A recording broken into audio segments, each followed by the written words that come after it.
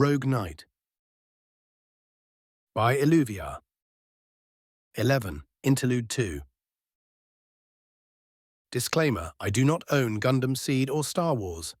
They belong to their respective copyright owners. This story is not created with commercial aim. I make no money from it. =RK =. Interlude 2. Consequences. Corellian Defense Force Headquarters, Corellia. In front of a massive, reinforced building, a hollow projector showed a rendering of the images that were etched in the psyche of most Republic citizens. The assault of the Jedi Temple on Coruscant and the battle in the heart of the Senate itself.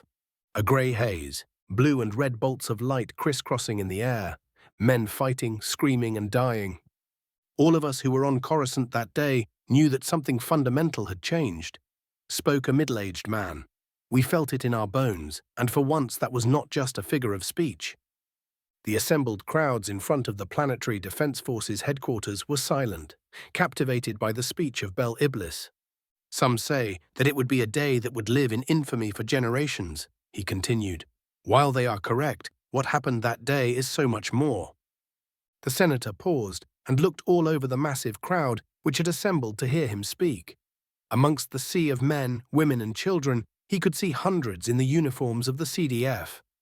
It was a wake-up call, his voice echoed over the assembled people. Many of us believed that this conflict between the Republic and the Confederation of Independent Systems was of no consequences for us. After all, some of the separatists do have real grievances. So we chose to remain neutral.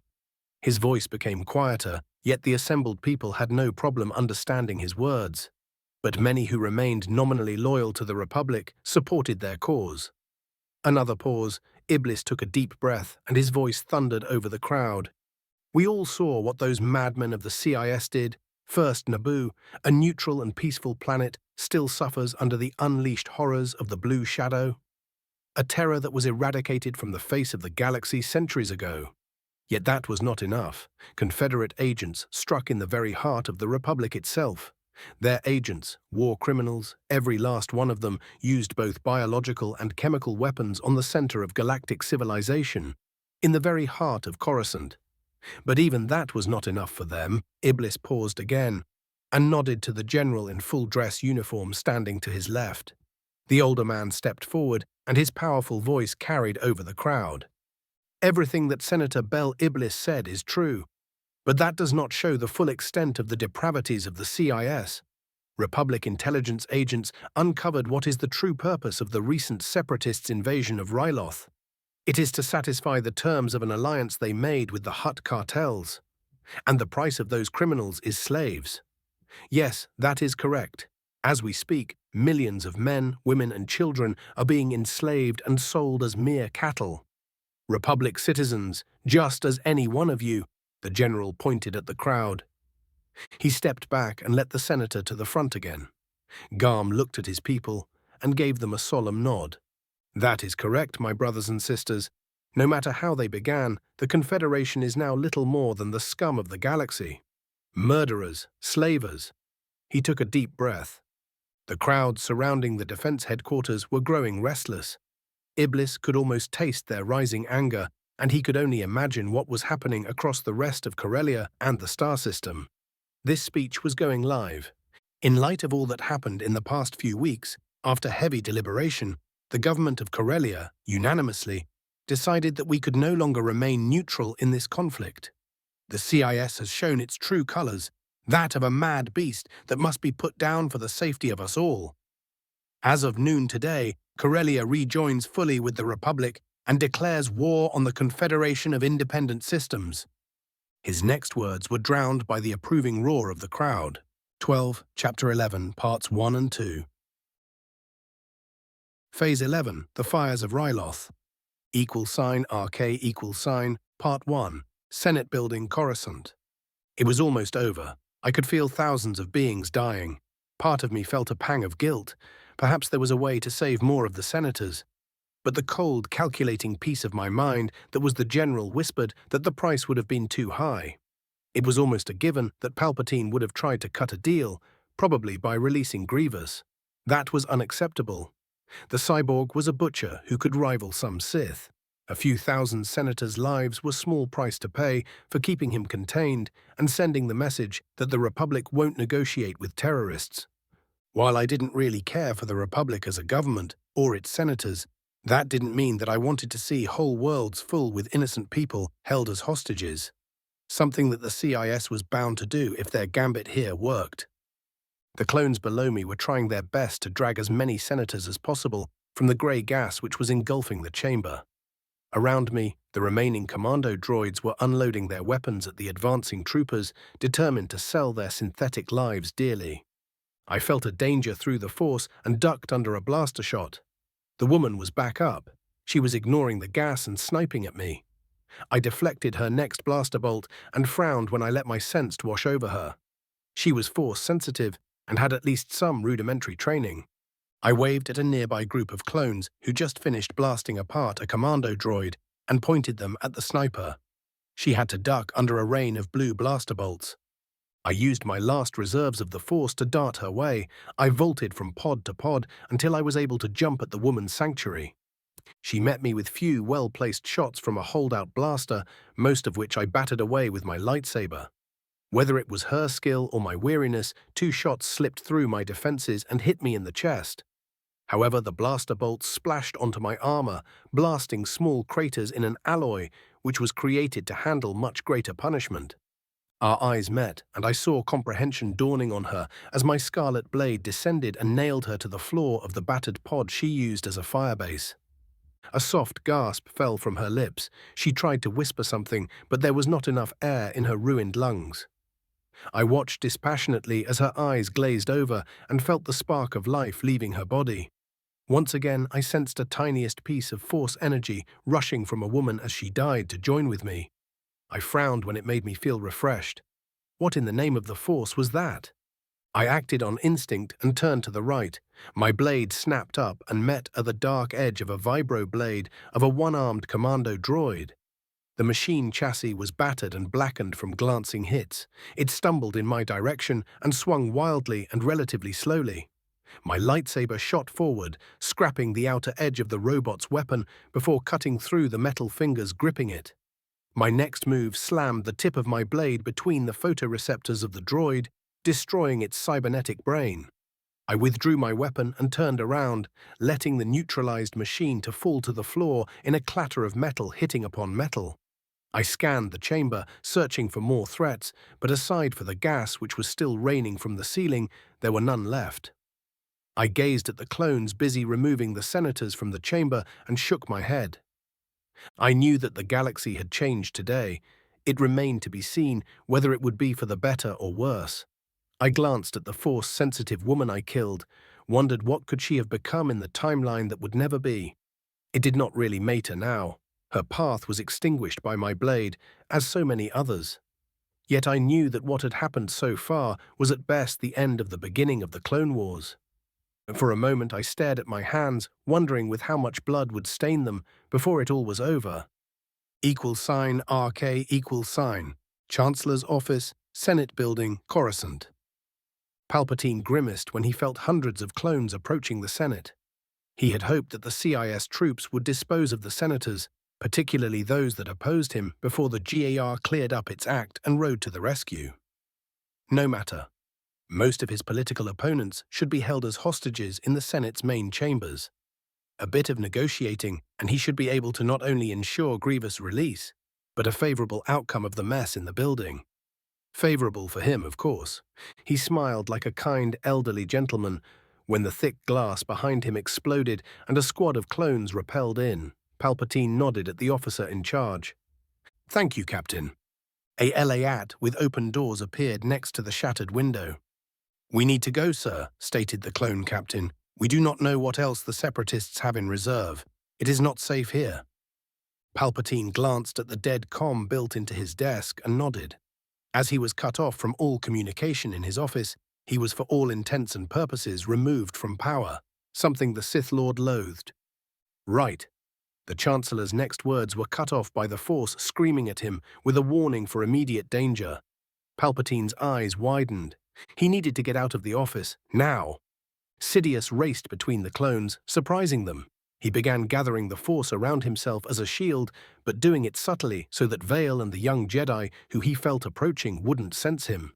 He was about to jump towards the LAAT with an agility that would be the envy of a man half his age, and the consequences be damned, when the office behind him, as well as the clones, were engulfed in a wave of fire and shrapnel. Palpatine was thrown away by the blast wave, which struck the gunship and nearly sent it out of control. The Chancellor survived only thanks to the Force, which was shielding him. However, the energy field protecting him at that moment was not even close to what was needed to keep him unscratched, which in hindsight turned to be a good thing. Sidious found himself flying through the air and passing through the open doors of the LA-8, which, moments later, was spinning, with its pilots fighting for control. Palpatine's arms snapped to the side and grabbed the edge of the gunship's floor. The Sith used the Force to reinforce his limbs and pulled himself into the wildly shaking machine. He hissed in pain, his robes were smoldering, and he could smell the stench of burnt human flesh. His own. The back of his right hand was a ruin of torn blisters and cooked tissue. He could feel the hot burns on the right side of his face, too. The Dark Lord of the Sith swore an eternity of pain to the fools within CIS who had tried to assassinate him. Him, their future emperor. His fury was whipping around him, causing the Force to act up and trash random items within the troop compartment. The Sith swore he could not allow himself to be revealed right now. If it happened, it was foregone conclusion who the Jedi would blame, and it was sure that Vale would use such a golden opportunity to move against him. Such a thing may very well spell disaster for his plans. But there was a silver lining to his pain. If he played his cards well, he could emerge from this debacle like a hero, with his wounds as a proof, which would give him even more power. That thought cheered him up. The pilots regained control over the LAAT, and Palpatine ordered them to take him to the nearest command post, where he wanted a doctor waiting. He started plotting a gruesome revenge upon the people who had dared wound him. =RK, temporary GAR headquarters, cruiser Requiem, high orbit over Coruscant. I slumped heavily in one of the few free chairs in the conference room, which acted as a headquarters for GAR until the clusterfuck down on the planet was unfucked. I felt naked in my green general's uniform. My armor was in engineering, when after an even more thorough decontamination, it would be fixed after the shots it had tanked earlier today. Below us, Coruscant was still under a full lockdown, while the remains of the CIS forces on the ground were hunted down.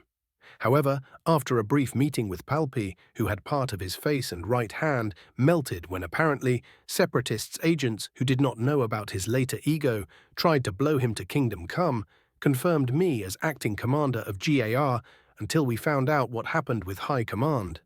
They were still under lockdown and heavy jamming. That in turn meant that I could no longer act as little more than a common trooper, not when the immediate crisis was mostly resolved. Besides, the prudent thing to do was to get out of sight of the surviving senators. Right now, I was not their favorite person, even if some of the saved hostages did agree that the CIS agents planned to kill them all anyway. So I designated my flagship as a temporary GAR headquarters. I wondered if the Chiss woman I saved knew something about that.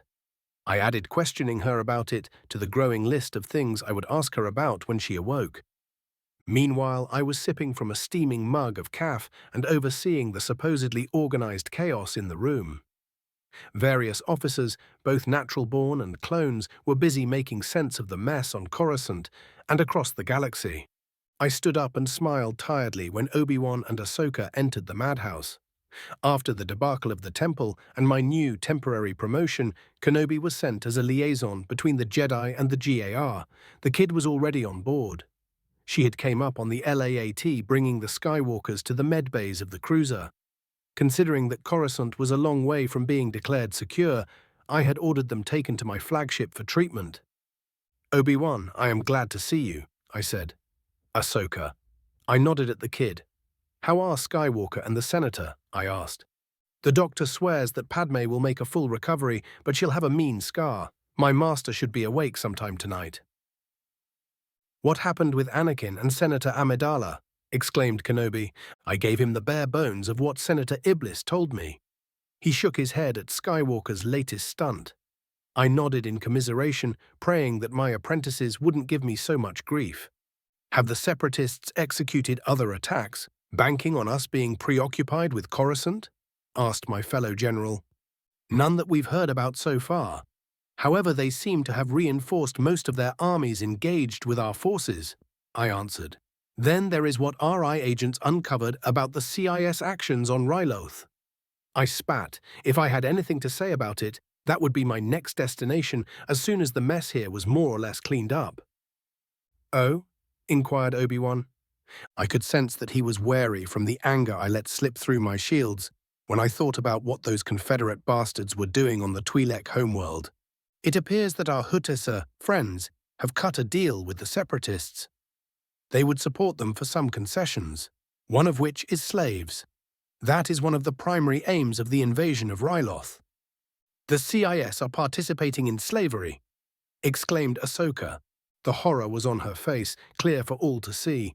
It's unclear if that is the official position of the Sep government or if someone cut a personal deal with the Hutts. But it does not really matter. It's the CIS leader's responsibility anyway. I spat. Criffing slavers, I couldn't wait to get my hands on those bastards. I took a deep breath. Unfortunately, we can't do anything about it until Coruscant is reasonably secured. With the attacks on Naboo and here, we are stretched almost to the breaking point, I whispered. Ahsoka looked incredulously at me, but Kenobi only nodded gravely. I looked at the girl. As a mere commander, she was not briefed on the overall strategic situation, which was that for the moment the Republic was losing the war. If we could hang out for about a year or so, until the clone army was fully mobilized and the next couple of naval construction cycles were completed, we would have a very good chance to turn the tide. That, and hopefully after the attacks on Coruscant, some of the systems which declared their neutrality in this conflict would come to our side. What exactly happened at the Senate? Asked Kenobi. Ah, that, I muttered.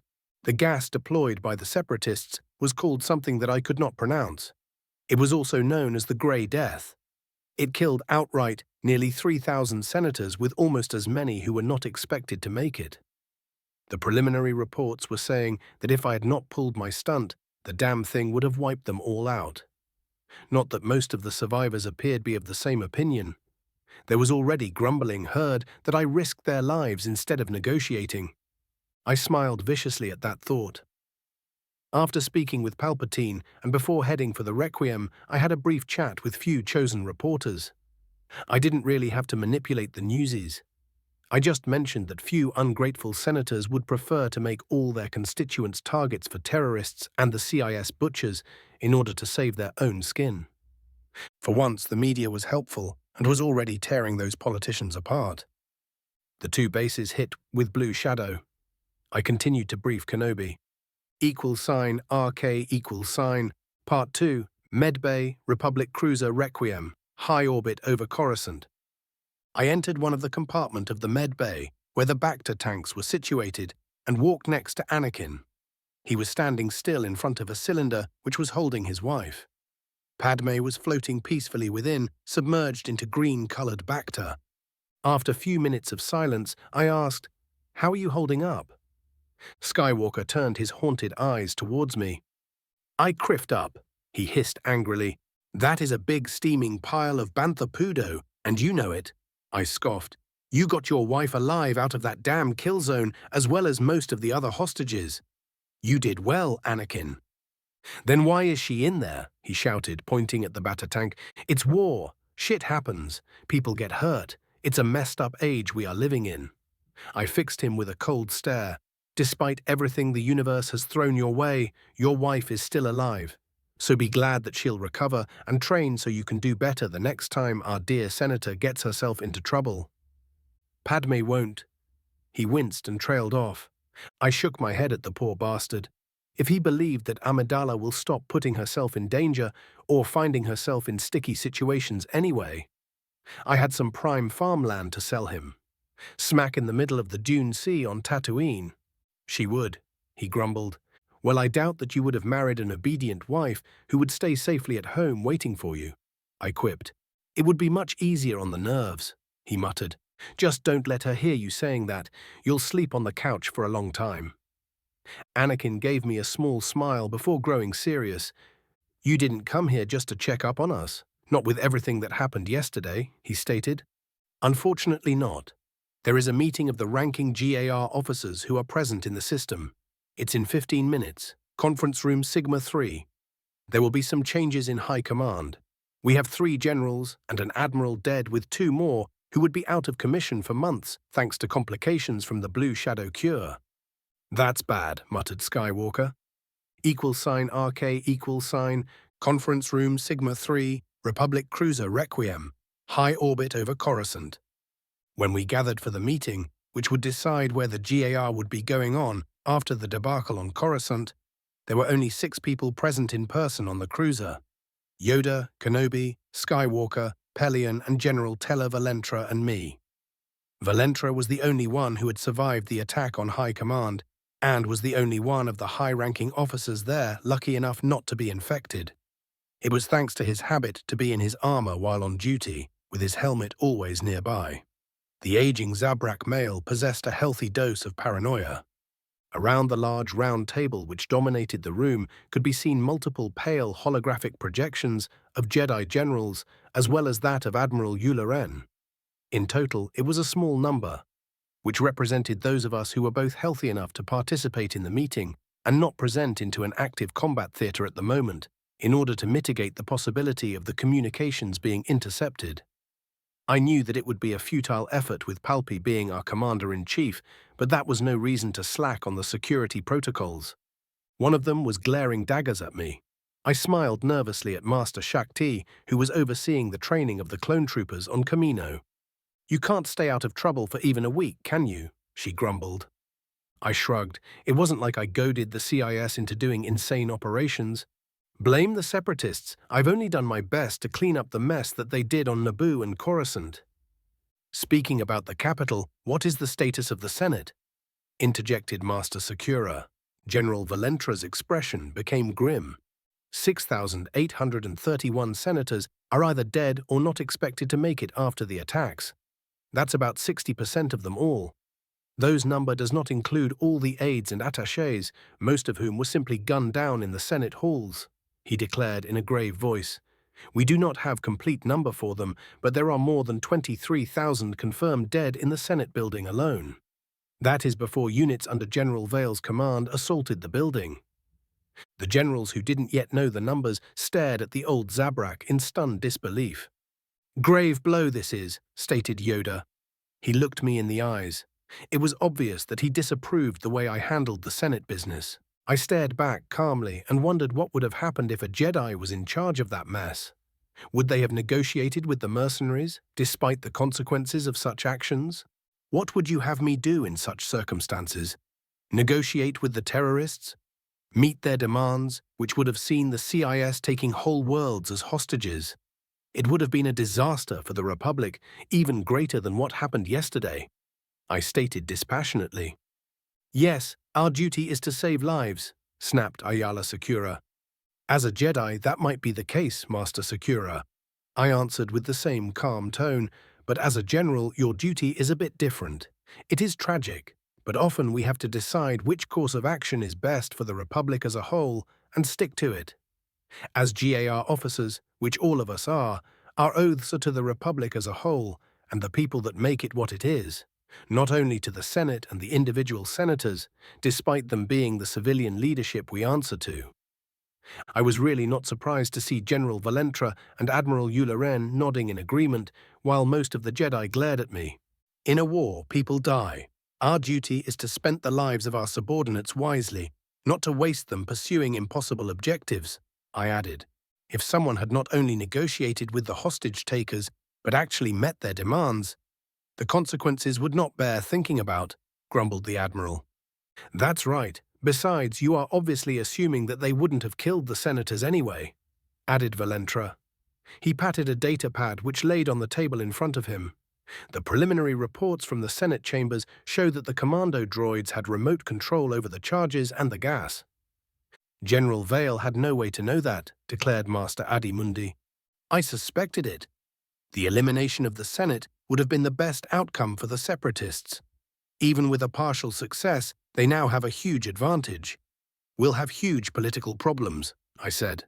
Finding out a way to deal with the aftermath is one of the main reasons for this meeting, added General Valentra. Moments later, one last figure appeared, projected over an empty chair. That was the Chancellor, who was in an undisclosed location on the plant below us. Palpi resembled a mummy with the thick bandages covering the right side of his face. That earned him a lot of sympathetic looks. The poor fella, it couldn't have happened to a nicer guy. "Let's get this meeting started," said Palpatine with gravel voice. "After yesterday, it is clear that the Confederation of Independent Systems is a clear and present danger for the very existence of the Republic. In light of that, our strategic aims in prosecuting the war have to change. A peaceful settlement of this conflict, aside from the Separatists' unconditional surrender, is no longer acceptable," declared the Chancellor with conviction ringing in his voice. "They have proven themselves as murderous criminals who could not be trusted. The use of biological and chemical weapons on Coruscant itself can't go unpunished. Most of us, even a lot of Jedi, agreed with the last point. The WMD genie had to be nipped out in the bud as soon as possible. There were more than enough, mostly conventional ways to wipe out a planet anyway." I had to suppress a smirk. This was probably the first time since the war started when Palpi was saying the truth. Besides, I was ready to bet that what really irked his royal Sithiness was that he was actually hurt by what was supposed to be his own people. I found it hilarious. "Because of what happened, I am under tremendous pressure from the remains of the Senate for immediate action," said Palpatine. "In order to secure the support needed for further expansion of the GAR, we must restore the faith of the public and Senate into the army. Ladies and gentlemen, we need a victory. Soon. With the hit taken by GAR High Command, we have few critical jobs that need to be filled," said General Valentra. "We are hardly at a position to produce a major victory soon." "There is a possibility," whispered Commodore Pelion. We all looked at his direction. "Speak, Commodore," ordered Yularen. Gilad straightened in his chair. "Yes, sir. I heard some disturbing information from Republic intelligence. It concerns Ryloth. I have been pressured by the Senate to liberate that world for the past few weeks," stated Palpatine. "However, I was told that we didn't have the assets needed for such an operation. The blockade there is too strong. We can't spare the starships for a successful attack there without critically weakening other fronts," confirmed Yularen. "That is a supposition based on incomplete information," said Pelion. "At least that is what the RI agent with whom I spoke believe." "Please enlighten us, Commodore Pelion." Palpatine waved at the man. "Yes, sir. Big part of the blockade consists of droid command ships, which would usually imply a huge number of munificent frigates as escorts. That is not the case. Those ships are there as transports. It appears that the Separatists had cut a deal with the Hutt cartels. In exchange for looking to the other side where their activities are concerned, the damn worms wanted slaves to accept the deal. That is one of the primary reasons for the invasion of Ryloth. It is unclear whether the last part is the CIS official policy or one of their leaders is being opportunistic. But there are millions of Republic citizens turned into slaves and shipped to the damn Hutts." The silence that descended upon the room after that information came to light could be cut with a vibroblade. Yularen and Valentra were looking horrified at the Commodore, while the Jedi had gobsmacked expressions on their faces. They could scarcely believe it, or so it seemed. However, what I sensed from the man to my left resonated with the fury rising within my heart. All the shit they pulled was not enough. The accursed CIS had to become a bunch of criffing slavers too. I fumed silently. I spoke before I could think things through. "I volunteer to lead a force to liberate Ryloth," I declared. "I'll go," exclaimed Skywalker. We spoke simultaneously. We looked at each other and chuckled, an act that diminished the rising tension in the room. "You two will still need a lot of additional forces for such an operation. General Vale's fleet is far from ready. Besides, most of the assets under his command are tied down at Naboo." General Valentra dashed our enthusiasm. "What happens on Ryloth is not something we could let continue," said Shakti. "There are a few fresh formations that would be ready before the end of the month, as well as various groups of clones designated as replacements of combat losses." She started thinking aloud. "That's a possibility," I muttered. Many heads turned my way. I frowned, thinking, sent the green troops to enforce the quarantine on Naboo. Then we could pull out the veterans from that mission and use them as the heart of a liberation force. But we'll still need more ground troops and ships to retake Ryloth, as well as enough equipment for the infantry and armor formations. I'll lit a fire under our logistics core and see what we can provide. The cupboard is a bit empty right now, said General Valentra. It is decided then. The GAR will liberate Ryloth as soon as possible. Despite his mellow tone, Palpatine's words were an order. Now what about the casualties suffered at GAR headquarters? That was a thorny question. A lot of high-ranking officers were either dead or incapacitated for the near future. Sir, I have a proposal for changes in the GAR leadership that I believe would serve us well in view of the casualties taken yesterday, said General Valentra. Hours later, when it was finally over, there were some changes made in how the GAR was run. High Command on Coruscant was left with the strategic planning of the war as well as the most important job of them all. Handling the unholy mess that were the logistics of a galaxy-spanning conflict, General Valentra was confirmed as overall military commander of the circus that was the GAR, with only the Chancellor over him. Me and most of the Jedi were relegated as direct action command read the field commanders of the army, which became a separate branch of the Republic Armed Forces. That came with something that I liked very much. The members of the DIAC had command authority even if there were higher-ranking officers from other branches of the GAR in any given war theatre. No more RMs in charge of combat troops. Yay! Another thing that was discussed was a proposition to pass the commanders of the GAR through a review commission of their peers to confirm that they actually deserved their current ranks. Most Jedi were against such a thing, believing that it was aimed against them. Which it was. For now, the suggestion went nowhere, but I hope that it will come to pass at a later date. While a lot of Jedi did become good field commanders, a lot of them were barely passable or worse. That was something that could have been at least partially solved if they had passed through rudimentary officer training. When the meeting was over, Valentra gathered me, Skywalker, Kenobi, Yularen, and Pelion in order to start planning the liberation of Ryloth. I wanted to speak with him about some changes in the standard infantry equipment and ship designs after that as well. Folks, do you want to wait for full chapter, or should I continue uploading to the parts I have ready as I do on the Space Battles forums? 13, Chapter 11, Part 3. =RK=. Phase 11, The Fires of Ryloth. =RK=. Part 3, General Vale's office, GAR High Command, Coruscant. I was checking for one last time the finalized list of forces dedicated to Operation Retribution, the plan to liberate Ryloth. 8 Venator cruisers, which included all of those under my command, the 3 still active from Skywalker's fleet, and 2 more ships, the brand new Conviction and the Coruscant's Pride.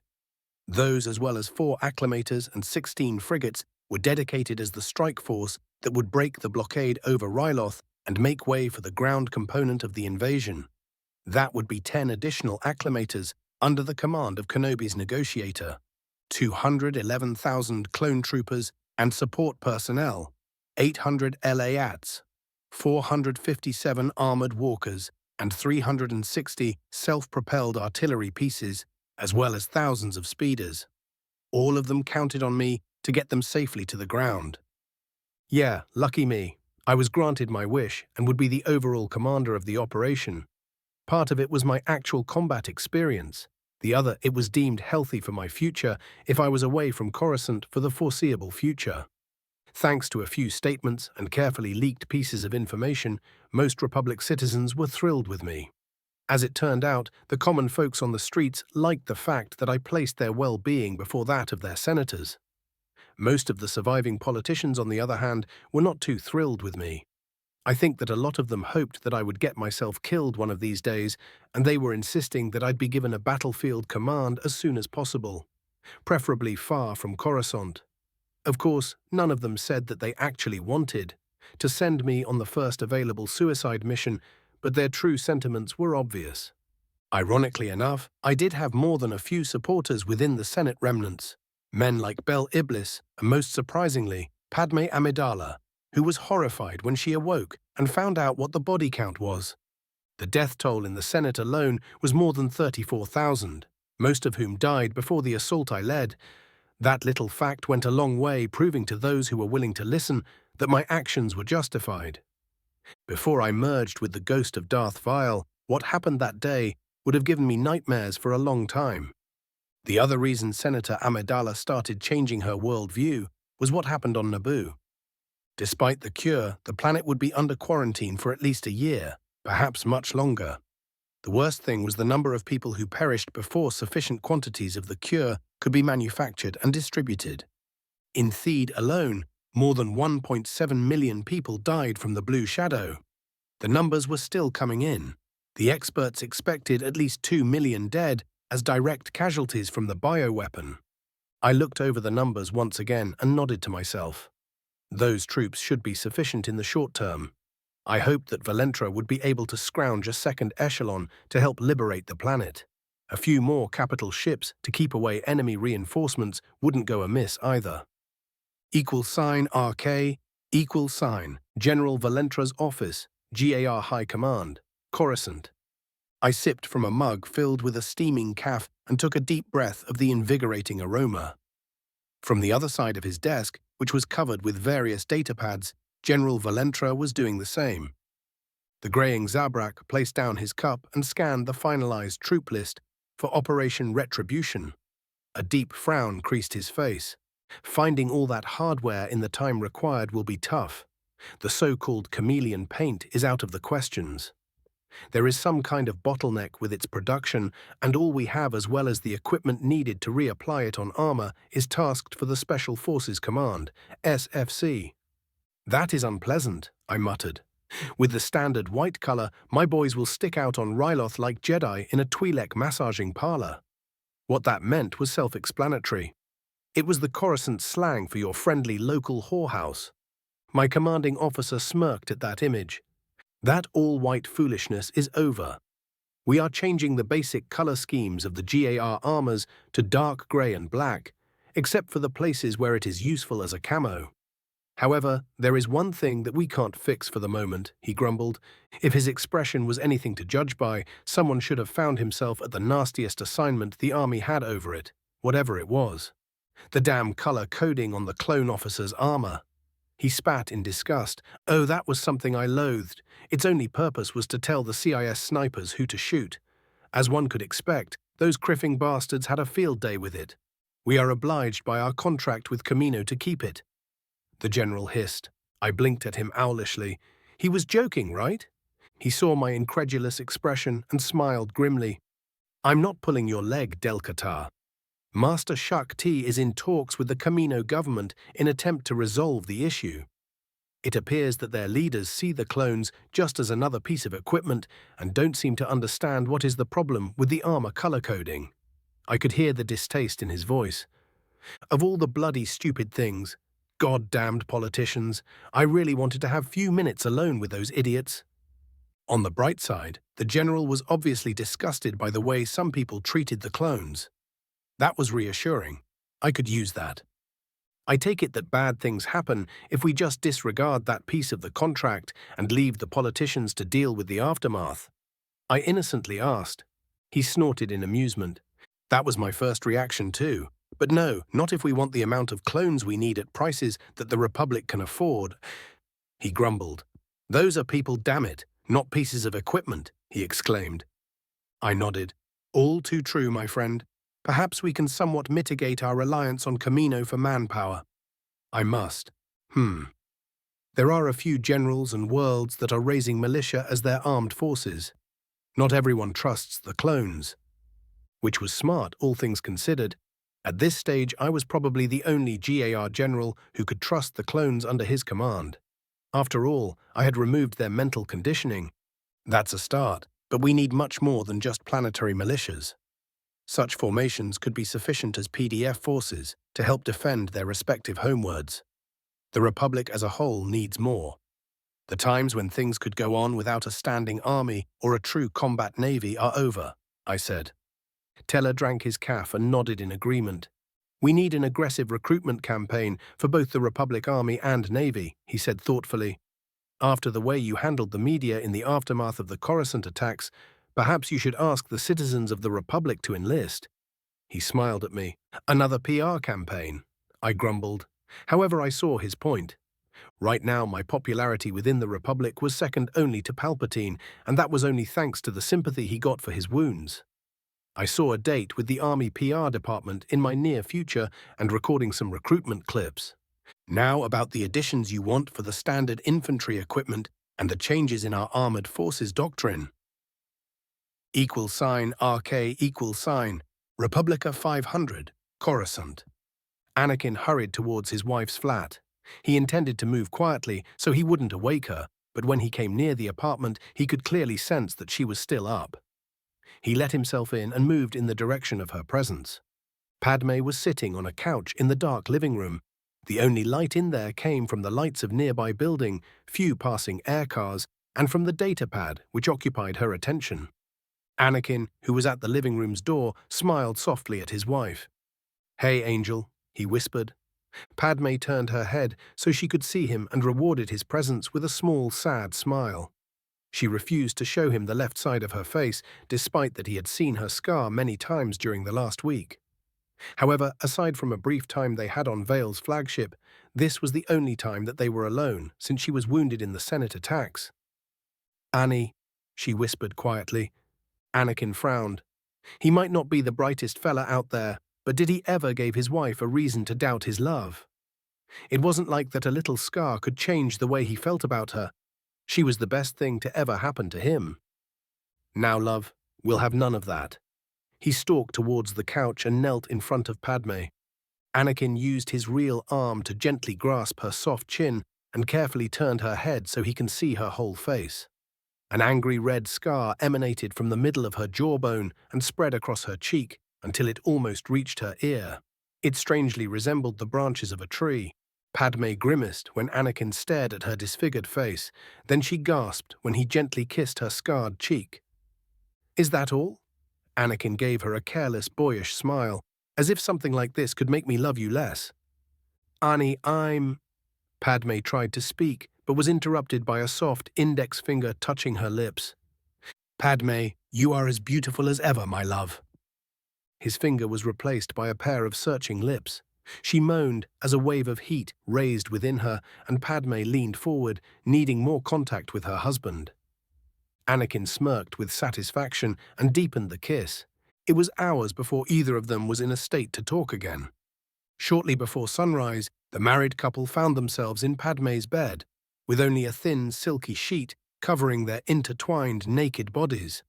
"You are about to leave again," pouted Padme. It was Anakin's turn to smile sadly. He would have preferred to stay that way, instead of heading to his ship in orbit, but that was not to be. Something both of them knew, not that it prevented them from wishing it to be otherwise. "Unfortunately, I am damn good at what I do," Skywalker declared bashfully. Padme gave him a brief, content smile, which expressed her thoughts on the subject. "That you are, dear," she cuddled next to his chest and whispered fiercely. "Be careful, you hear me? I want you back in one piece." Aye, ma'am," answered Anakin and kissed her passionately. He was one of the last men to report to the fleet in orbit. =RK CIS Council Chambers, location classified. Multiple beings, some of whom were more machine than organic, were assembled around a long table. Most of them looked understandably nervous. From a massive holoprojector, they watched a news cover of the events that occurred on Coruscant a few days ago. Every one of them had a datapad in front of them, showing the CIS intelligence reports about the debacle on the Republic's capital. One they authorized, or so most of them thought. "What in the name of all the galaxy's credits is this?" shouted San Hill, the chairman of the intergalactic banking clan, and threw the datapad he had been reading at the table. The inoffensive piece of equipment shattered over the metal surface. Voros Argaya, the new Neimoidian viceroy, could not help but agree to the sentiment. In the next few minutes, accusations flew left, right, and center, while the politicians were blaming each other for the debacle. Duke Poggle the Lesser cursed in his clicking native language, grabbed his walking stick, which he had left leaning to his chair, and used it to strike the table as if it was a gong. "Enough," he shouted in a heavily accented but nonetheless understandable basic. His uncharacteristic actions were shocking enough to shut up the crowd of cowards which was supposed to lead the Confederation. Despite all that happened on Coruscant, our armies are still winning.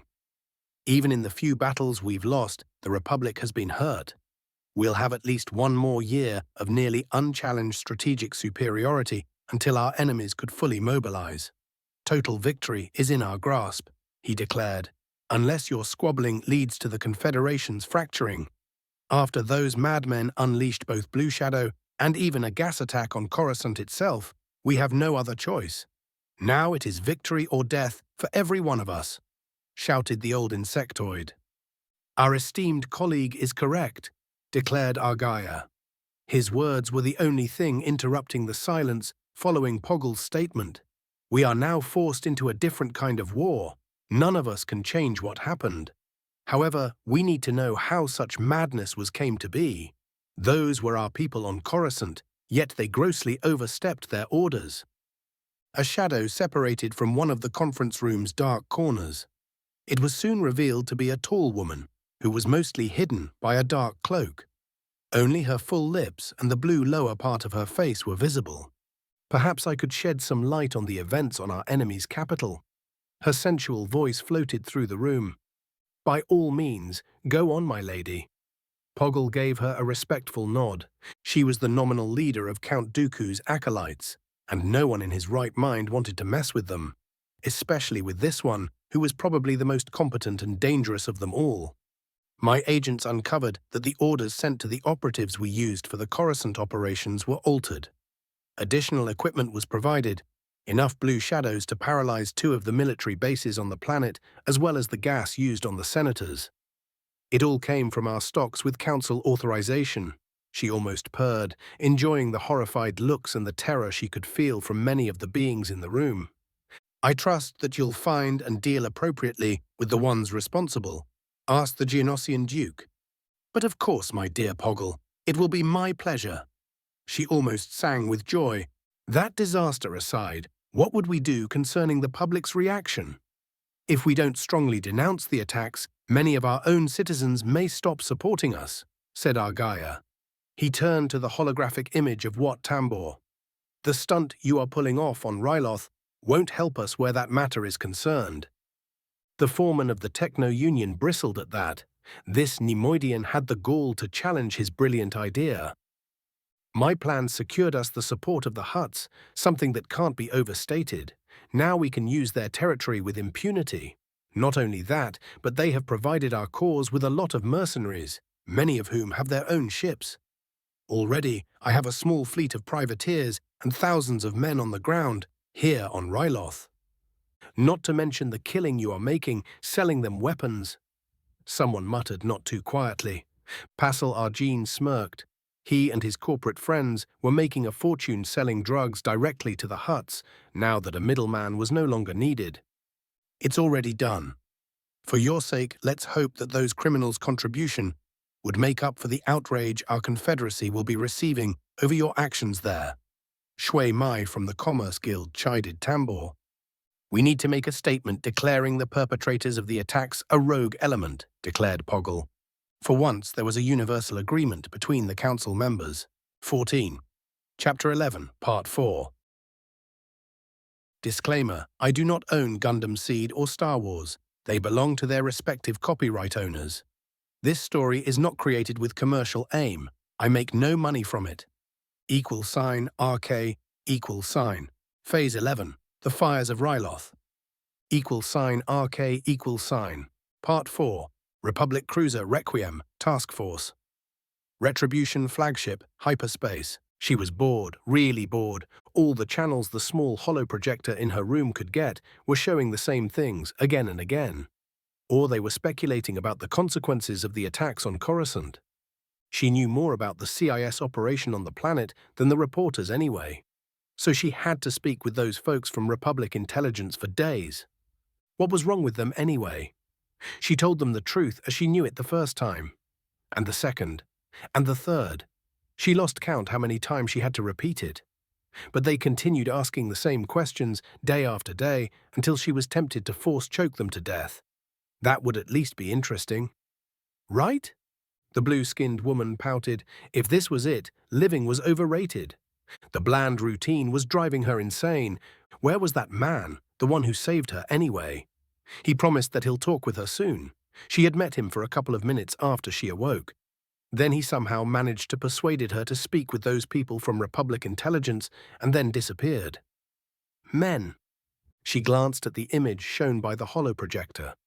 It showed the domed building she thought was the Republic's Senate and dozens of small specks swarming it.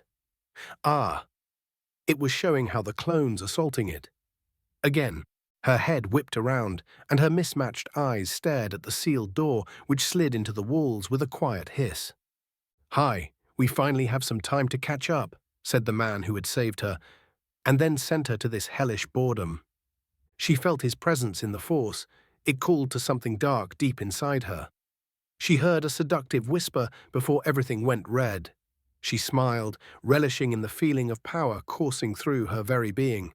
A growl escaped her lips before she sent a telekinetic push his way. =RK=, Republic Cruiser Requiem, Task Force. Retribution flagship, hyperspace, 20 minutes earlier. I smirked at Jabo, who waited impatiently next to the workbench over which I was working. The kid wanted some serious training, so I decided to oblige him.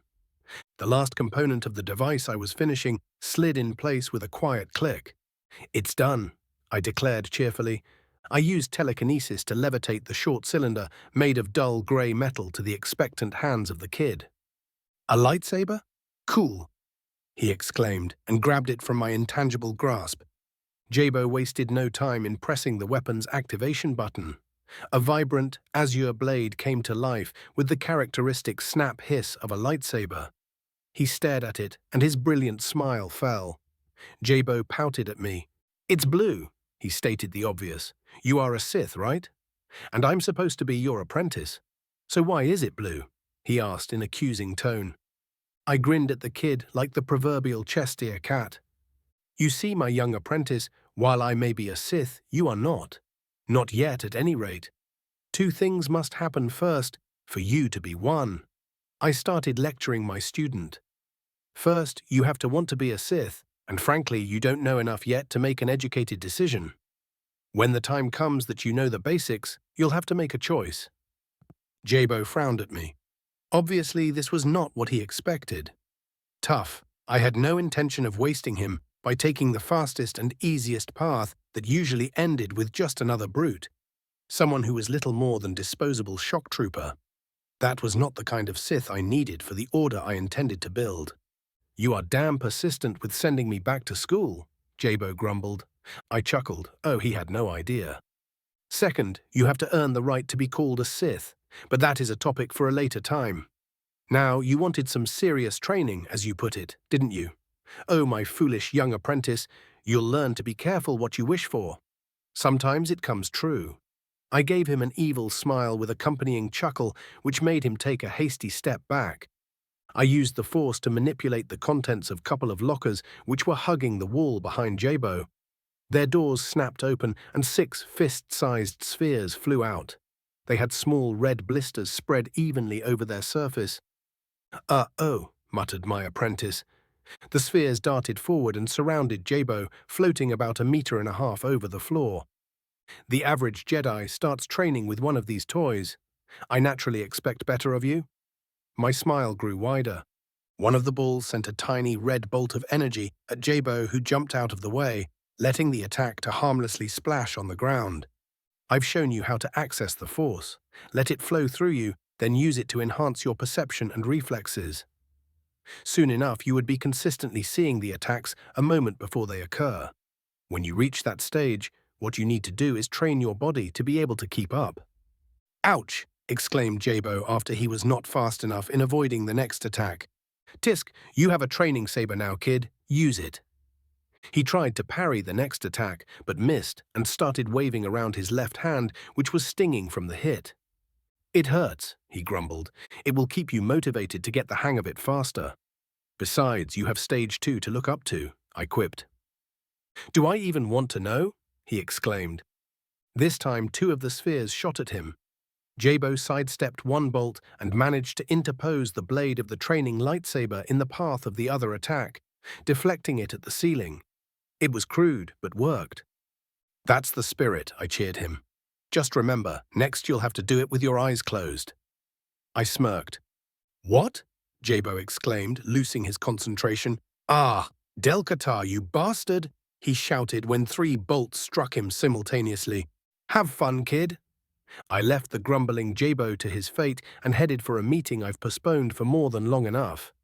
RK, =. Perhaps I should have made the time to visit my guest earlier. Much earlier. I could feel her frustration and boredom. Not a good combination for a Force adept, especially one whose training I suspected to be a hack job. Oh boy, I had my work cut out for me. I nodded to the squad of clones guarding the room of the woman I saved and waited while they executed a security scan. They all knew better than becoming sloppy. I made sure of that. I really should have met her earlier. For the past week or so since she awoke, the Chiss female was known only as Azure, the code name given to her by RI. Not terribly original, she needed a real name. At least she had managed to control herself, and the agents who interrogated her made it out of those interviews unscathed. Perhaps it was time for me to get myself a personal staff. There was only one of me and an eternally increasing mountain of paperwork that had to be done in order for my fleet to keep running. That was before the conception of Operation Retribution. Now, despite Piet being back from Naboo and doing excellent job as my aide, I was simply swamped. Even getting Veers to help didn't improve the situation. I lamented the days of the Empire when I could simply dump most of that never sufficiently damned paperwork on my minions. I frowned. That thought just reminded me that I didn't have minions anymore. Whose idea was that I should become a Republic general anyway? I wanted to have a chat with the bastard. Oh right, it was my idea. The scan was complete, and the leader of the guard detachment nodded me to proceed. The door slid open, revealing a Spartan compartment. It had a small bed with a standard mattress, no particularly comfortable one at that, a desk which slid into the wall, and a small stool. In the far end of the room, a holo projector was tuned to a channel showing images of the assault on the Senate. The Chiss woman was sitting on the bed. The moment I entered, her head snapped my way and she stared at me. "Hi, we finally have some time to catch up." I greeted her with a nervous smile on my face. I felt a tug through the Force, as if a void within me had become a bit less. It was hard to put the sensation into words. It was like the feeling of a Force bond forming. Yet it was so much more and at the same time less. I felt the dark side trying to possess her, her spiking anger. The woman liked the sweet sensation of the energies running through her body. Then she attacked. I retaliated with stream of telekinetic energy which met her onslaught. Our attacks cancelled each other, producing a wave of displaced air in the process. It battered us in the form of a short-lived but strong wind. That didn't deter her. She snarled and jumped at me. "Sir," exclaimed one of the clones behind me. I could hear the clicks of disengaging safeties. "I'll deal with the lady. Do not engage unless she attacks you," I ordered. If she was thinking coherently and had the necessary training to back up her ferocity, the Chiss woman could have been dangerous in hand-to-hand combat. As she was, she proved to be little more than a berserker who had slipped under the influence of the dark side. That was what made it so dangerous. One moment the woman was simply frustrated. In the next she had lost it. Not that it was surprising. I should have expected something like this. After all, the woman was supposed to be a one-shot, disposable weapon. The people who made her what she was didn't care for long-term consequences. She was supposed to be dead by now. It felt strange, as if I knew her every action before she tried to execute it. It was easy to counter her uncoordinated attacks. I used the back of my right hand to slap aside a wild swing before delivering a force-enhanced palm strike at her solar plexus. At the same time, my left hand caught her other fist, which tried to give me an impressive shiner. I used telekinesis to roughly pick up the gasping woman and slammed her in the far wall. She wheezed as the little air left in her lungs was forcibly pushed out. I felt the uncontrolled rage leaving her body as fast as it had overtaken her faculties and let the dazed woman to slide to the floor. "The emergency is over, boys. The lady will behave from now on. Won't you, my dear?" I asked her. "Yeah," she wheezed. I could sense the fight draining out of her. She was more confused than anything else. The sergeant in charge of the squad shook his head. He was apparently not convinced. Can't blame him for doing his job. "You liked the rush of power," I stated. During our short-lived skirmish, I could sense that she enjoyed the feeling of the dark side flowing through her. Hell, I usually loved the rush of the dark side when I used it too. But that was not the point right now. I knew what I was doing. She didn't. She studied me for a moment before nodding. "We will have to work on this temper of yours," I grumbled. She blinked at me in confusion. There was an innocence in her eyes that one would not expect from the woman who led the attack on the Jedi Temple. Not to mention that before my arrival she did a reasonably good job.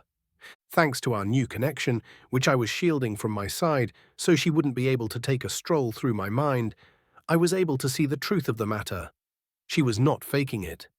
Part of her really was just an innocent little girl, one that had a strong connection with the Force and an affinity to the dark side to boot. "What am I to do with you?" I wondered aloud. Being a babysitter was definitely not on my schedule for the foreseeable future. She simply stared at me, but remained silent. After her little temper tantrum, it was clear that ignoring her was not an option, at least not a good one. She needed training, and I needed to make sure that she wouldn't be bored for long. Idle hands and all that. I gave her a reassuring smile. I should have listened to my own advice. At one point, I wanted an apprentice, and now I had my hands full with a pair of them. "Please sit on the bed. The floor has to be cold." I spoke softly to the girl in a woman's body. She sprang to her feet and jumped on the hard mattress. "Good enough. You know, we can't continue calling you Azure, or Hey You." Her mismatched eyes stared at me. She simply didn't care one way or another. "How do you want to be known from now on?" She shrugged as if it was not important. I could clearly sense her confusion. She was wondering what all that fuss was about. I once again had the sudden need to strangle the people who had made her the way she was today. "Arya," I suddenly stated. The name just came to me out of the blue, yet it somehow felt right. It suited her. "Arya Astra," I said a bit louder. "How do you like it?" "It's just a name." She shrugged. She pursed her lips in thought and nodded. "It will do," she said in a calm tone, one you would use to discuss the weather. Despite her outwards indifference, she liked the name. It resonated with something deep within her. That was something to pursue at a later date. When she trusted me more, I decided to change the topic. "Arya, would you like to tell me what were you taught about the Force?" She bit her lower lip and mumbled something unintelligible. "Uh-huh, a bit louder, please." "Just how to grasp it, to let the dark side flow through me." "Ah," was my intelligent response. This was going to be a very long day. I could glimpse through our bond that this was more or less the truth. It raised my opinion about her potential even further. With that kind of knowledge that she had been given prior to her one-way mission to the temple, she should not have been able to use the Force in the way she actually did. A very long day indeed. However, I just knew that it would be worth it in the end. 15. Chapter 11, Part 5. Phase 11, The Fires of Ryloth. =RK=, Part 5, Conference Room Alpha, Republic Cruiser Requiem, Task Force. Retribution Flagship, Dark Space, 5 light-years from Ryloth. "The fleet is present and accounted for, sir," reported Commodore Pelion. "Data links are established." "Thank you, Gilad." He gave me a thoughtful nod. I could see him wondering why I had the fleet drop out of hyperspace short of our intended target. While his face was presenting me a dispassionate professional mask, I could see it in his eyes. He was pondering over various reasons that would force me to alter the plan in the last minute. Of course, he had no way to know that the main reason was very simple. Palpatine was briefed on the original plan, so I had no intention of following it. One after another, the fleet's captains appeared around the table.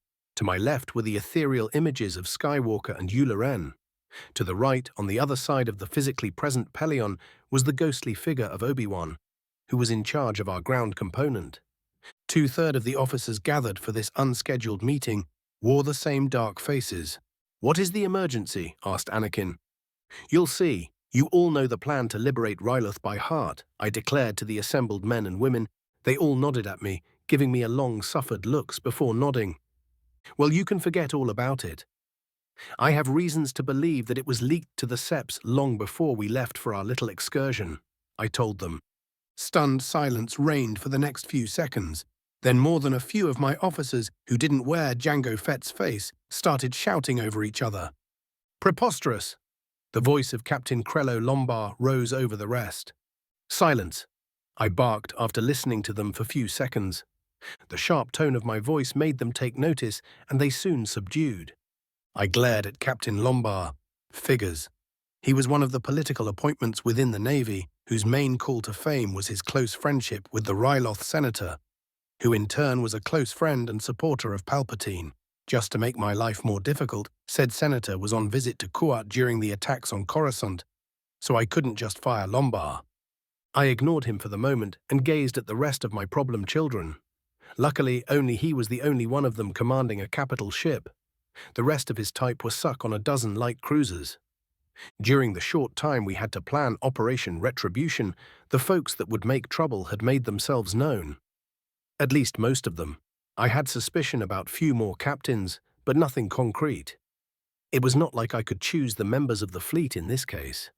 Unfortunately, that had left me with a small nucleus of officers in command positions who had gotten their rank thanks only to their political connections, and so far had evaded being sent to the front where their dubious competence could be tested. With this being the Republic Navy, I couldn't just dismiss them without cause, though if they fucked up sufficiently in the coming battle, their sorry asses were mine. On the other hand, if at least one or two of those turned out to be competent, then I could put them to good use. As we speak, the 5 CR-90 we have in the fleet, which are in scout configuration, are making a recon sweep of Ryloth and the CIS fleet, blockading the planet. We'll receive their preliminary report in few minutes. I declared. You know something, stated Kenobi, who had silently observed the short spectacle. I smiled at him. I suspect, I said. You all saw the intel we have about the present enemy forces. 1 Lucra Hulk command ship, a Lucra Hulk battleship, 12 munificents, as well as 2 or 3 Lucra Hulk freighters. That and 3,000 to 4,000 fighters, which would be the real threat. Our forces should be able to deal with that suffering light casualties. We all know that. What's your point, General? Our fleet is an overkill against such an enemy, sneered Lombard. He was becoming an irritant. Too bad that he still hadn't crossed the line and went into insubordination, so I could be finally rid of him. What I expect is a significantly larger enemy force. That's why I did my best to gather such a powerful fleet for our excursion. It is the same force-damned reason we are cooling our heels light years from our target while the corvettes are scouting the opposition. And that is why I am allowing you to shut up before you cross the line from arrogant idiotism straight into insubordination, Captain Lombard. I spoke with enough sarcasm to blister the paint from the walls. You expect a trap, declared Illuviar. I simply nodded.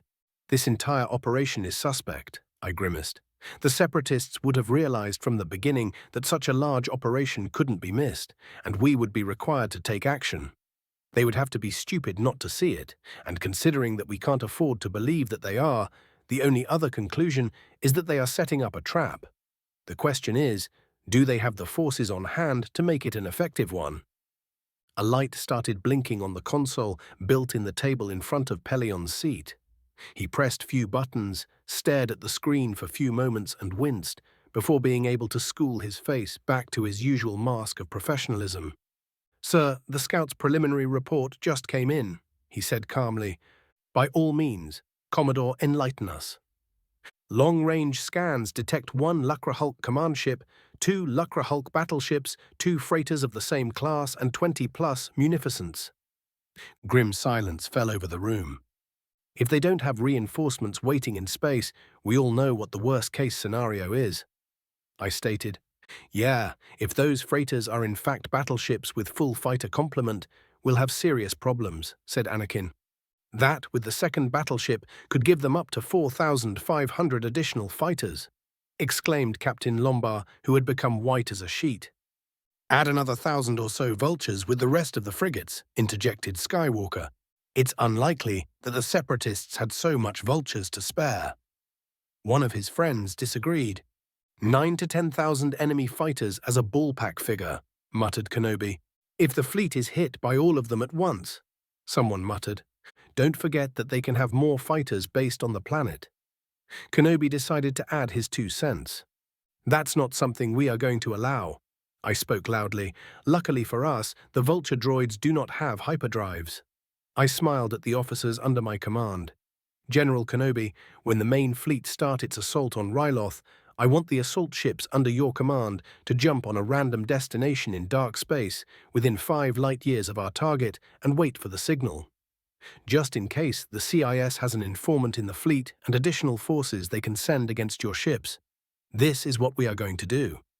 =RK Lukra Hulk Command Ship Procurer, CIS blockade over Ryloth.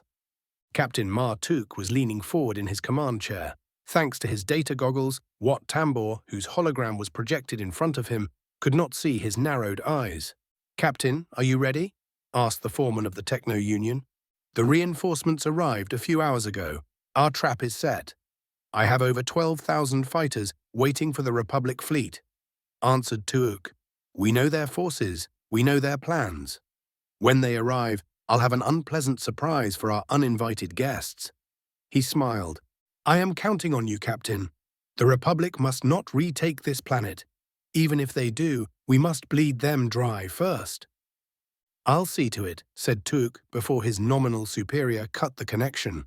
"Not that any of us has much choice after what those criffing insane fools did on Coruscant." The Neimoidian hissed quietly. Once the news about what really happened on Coruscant circulated through the ranks, it became painfully obvious to all of them that they no longer had any choice except for victory or death. He doubted that the Republic would be in any mood for mercy, so he would grant them none.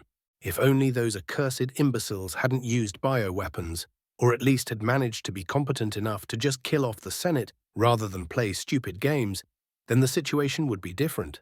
However, that was not to be. He sighed. The war was already changing, and at least some elements of the CIS with it. While he personally didn't care for the rampant enslaving of the locals, Tuuk wasn't blind for the opportunity it represented. The Republic had to attack, and now, thanks to agents in their government, he knew what his enemy was bringing to the unavoidable battle. The captain was confident in his abilities and forces. Mar knew that against almost any Republic commander, he would be victorious, given the advantages he had. Yet he felt a pang of anticipation. The Confederation didn't have any records on this new Republic general, besides his recent actions. As such, they had no idea what he would be like in a fleet engagement. This coming battle was going to be interesting. =RK Republic Cruiser Requiem, Task Force Retribution Flagship, 12 light seconds from Ryloth. The whirlwind of the hyperspace was replaced with star-filled void as the main body of the fleet jumped back to real space and started accelerating towards Ryloth at a calm pace of 500 gravities. 8 Venators and 7 Dreadnought heavy cruisers formed 3 vertical lines, with the Leviathan form of the prototype Imperator I Star Destroyer Executrix in the center. All around them, the escorts, led by the 3 flak-modified acclimators, Dauntless, Honor, and Warspite, were reforming into defensive formations around the capital ships. Those were 27 Carrack light cruisers, all of which were in their anti-fighter variant, which were joined by 23 Aquitaines light cruisers and 27 CR-90 corvettes. "Launch all fighters," I ordered.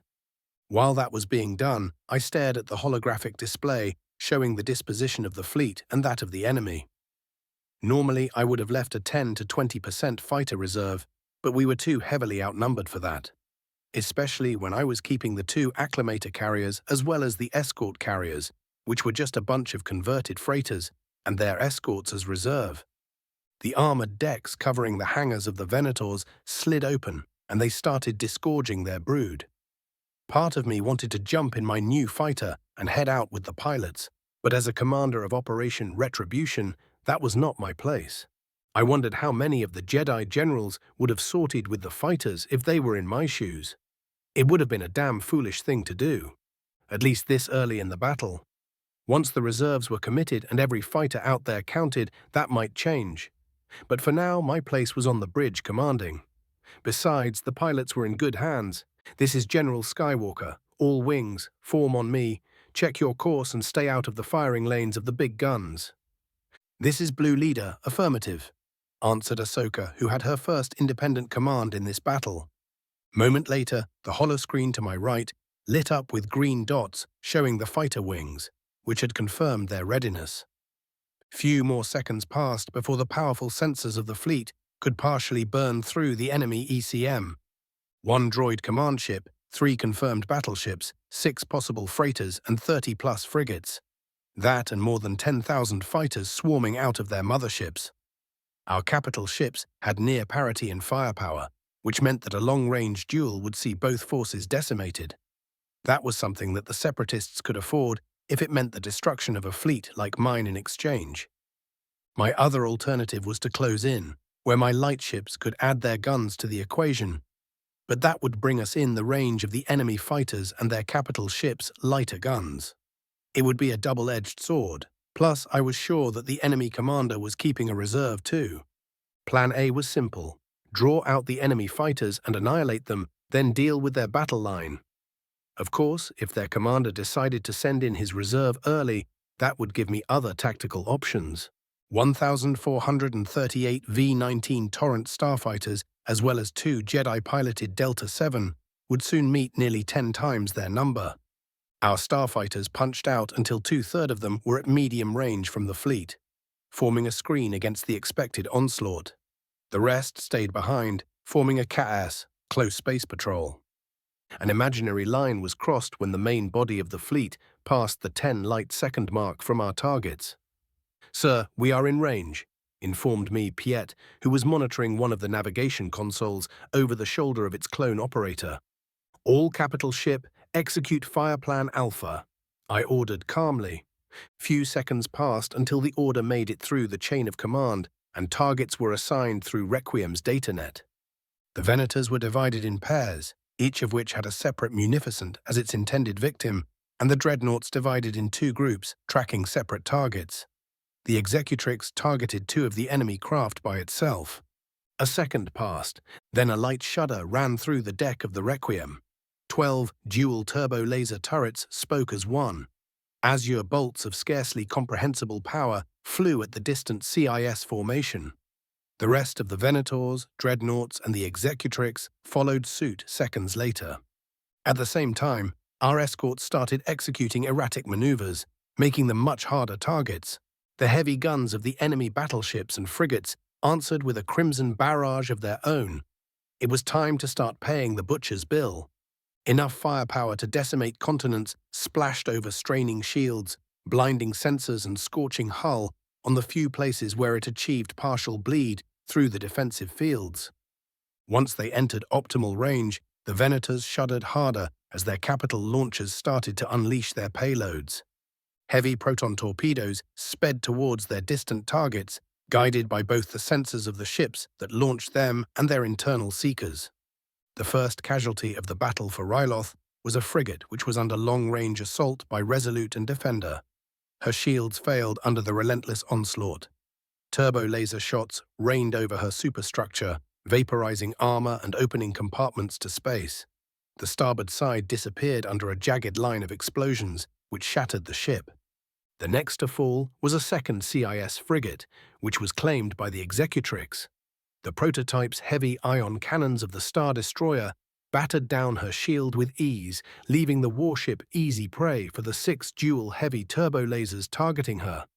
A single salvo struck the center of the ship and blew her in 2 amidst a colossal explosion. Then was the Separatists' turn to claim their pond of flesh. The dreadnought Onderon was battered by 6 enemy ships, which soon stripped down her shields. Their heavy cannons blew its weapons blisters one after another until a rampant chain reaction ran through her brutalized power grid. Her reactors scrammed in a desperate attempt to save the ship, and she fell out of formation as a toothless wreck. An unlucky Carrack cruiser followed suit when she found herself in the way of a battleship barrage aimed at the Redeemer. The small warship was hit by 6 heavy turbo-laser bolts and was torn apart from enough firepower to vaporize a lesser ship. Few of her crew survived in relatively intact compartments, thanks to the highly modular nature of the ship. $RK. Anakin hated waiting, especially while the battle was just starting to rage around him. Both fleets were throwing at each other enough firepower to devastate a planet, and that was only the beginning. He knew that not only this battle, but the war itself would become much worse. General Skywalker, execute mirror image. He heard Vale's calm voice over the comm. Affirmative. All Mirage elements, form on me. We are going in, Anakin ordered. Ahsoka and her blue squadron fell in formation to his right. He was about to lead a force of 250 fighters against the swarm of vultures near the Separatists' blockade in order to encourage them to attack. It was going to be ugly. Master, is this one of those suicide missions you are famous about? Asked Ahsoka over a private channel. Skywalker snorted at his apprentice's question.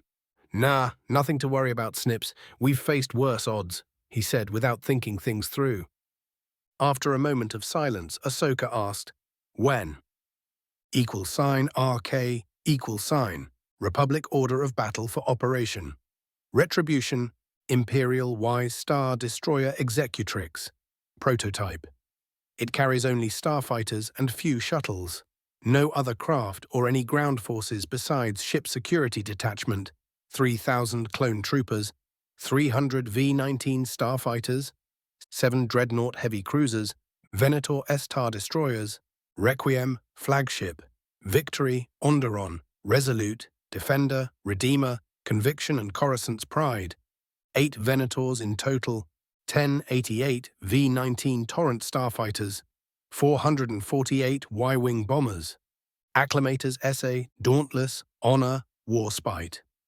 All 3 are flak modified, have half of their main armaments replaced with anti-fighter laser turrets, Leveler and Victorious, carrier refits, 120 fighters and 36 bombers, 240 V-19 Torrent starfighters, 72 Y-Wing bombers, Light Cruiser S, Carrack Class CL-32, Arquitens Class CL-23, frigates, consular, medical, 21, carriers, escort carriers, PLC, 27, Class A bulk freighter, 3 converted into escort carriers, 200 V-19 Torrent starfighter carried by each, 600 V-19 Torrent starfighters in total.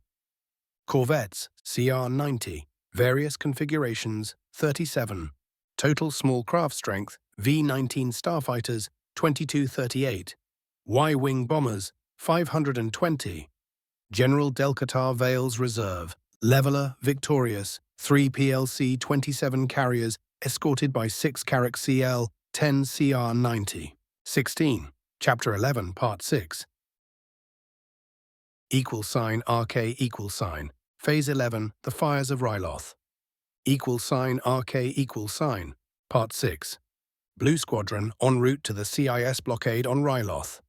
250 Torrents raced toward the ungodly swarm of droid fighters milling around the CIS fleet.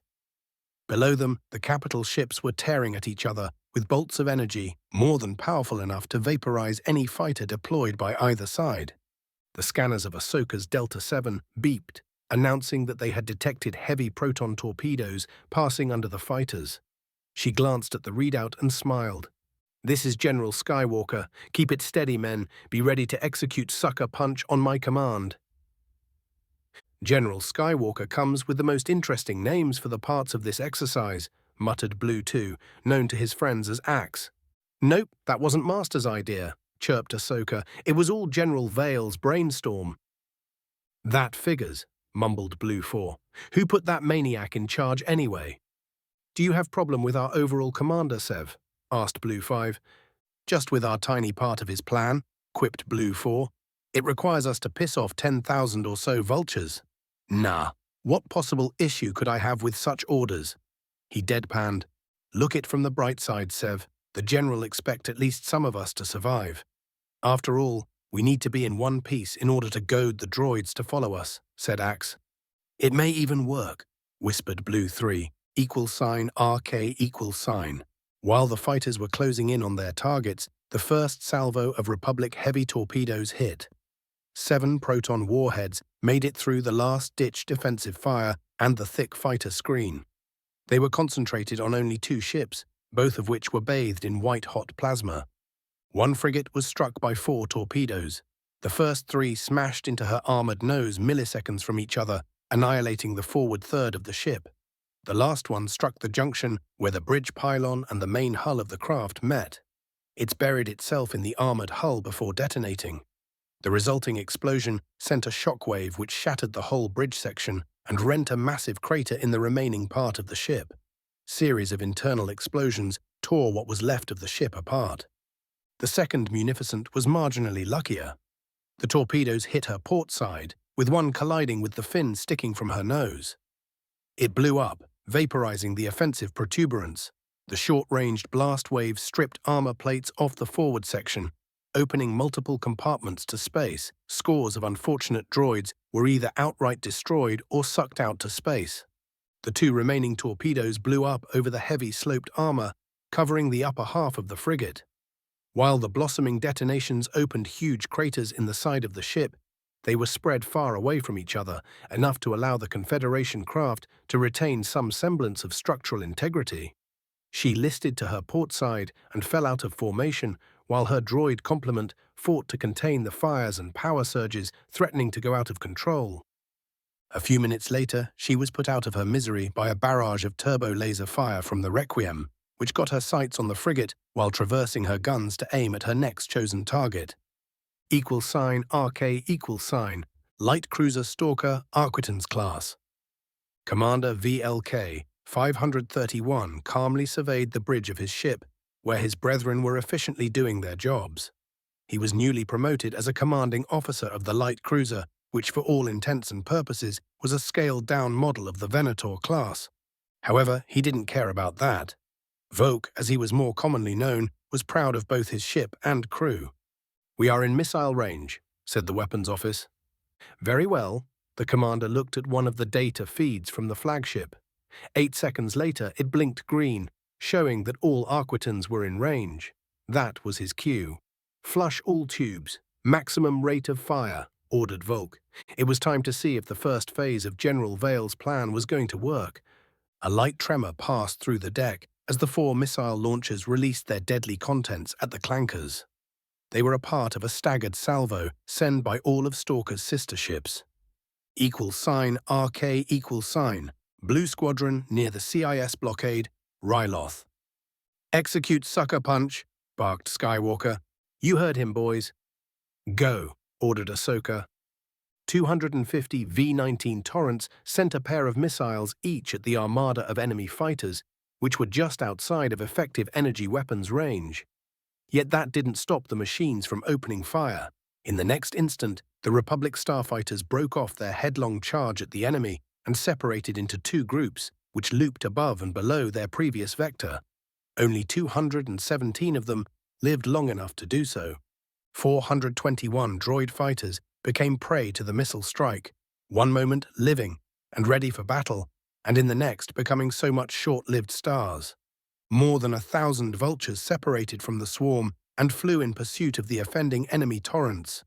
To their machine intelligence, the outcome was predetermined. Their enemies had made a mistake. By trying to loop back to their lines, the Republic craft had placed themselves in a vulnerable position, where the vultures could easily out-accelerate and catch them from the rear. Or so they believed. "Uh-oh," was sent over the droid network by one of the vultures leading the pursuit. Its sensors revealed the truth, and it sent the data to its brethren in the last moments of its existence. Not that it was going to do them any good.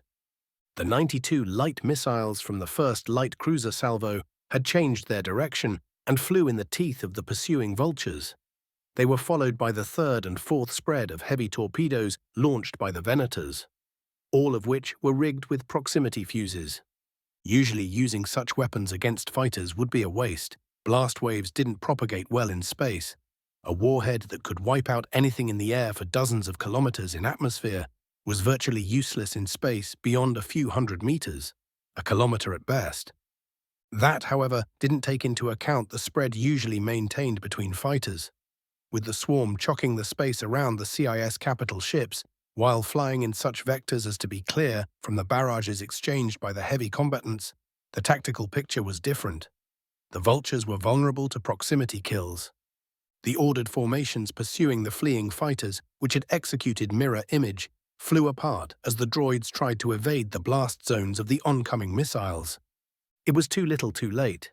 For brief seconds, more than 100 suns were born, lived and died amongst the vulture formations. When the glare of the proton explosions subdued, the tattered remains of the pursuing fighters could be seen.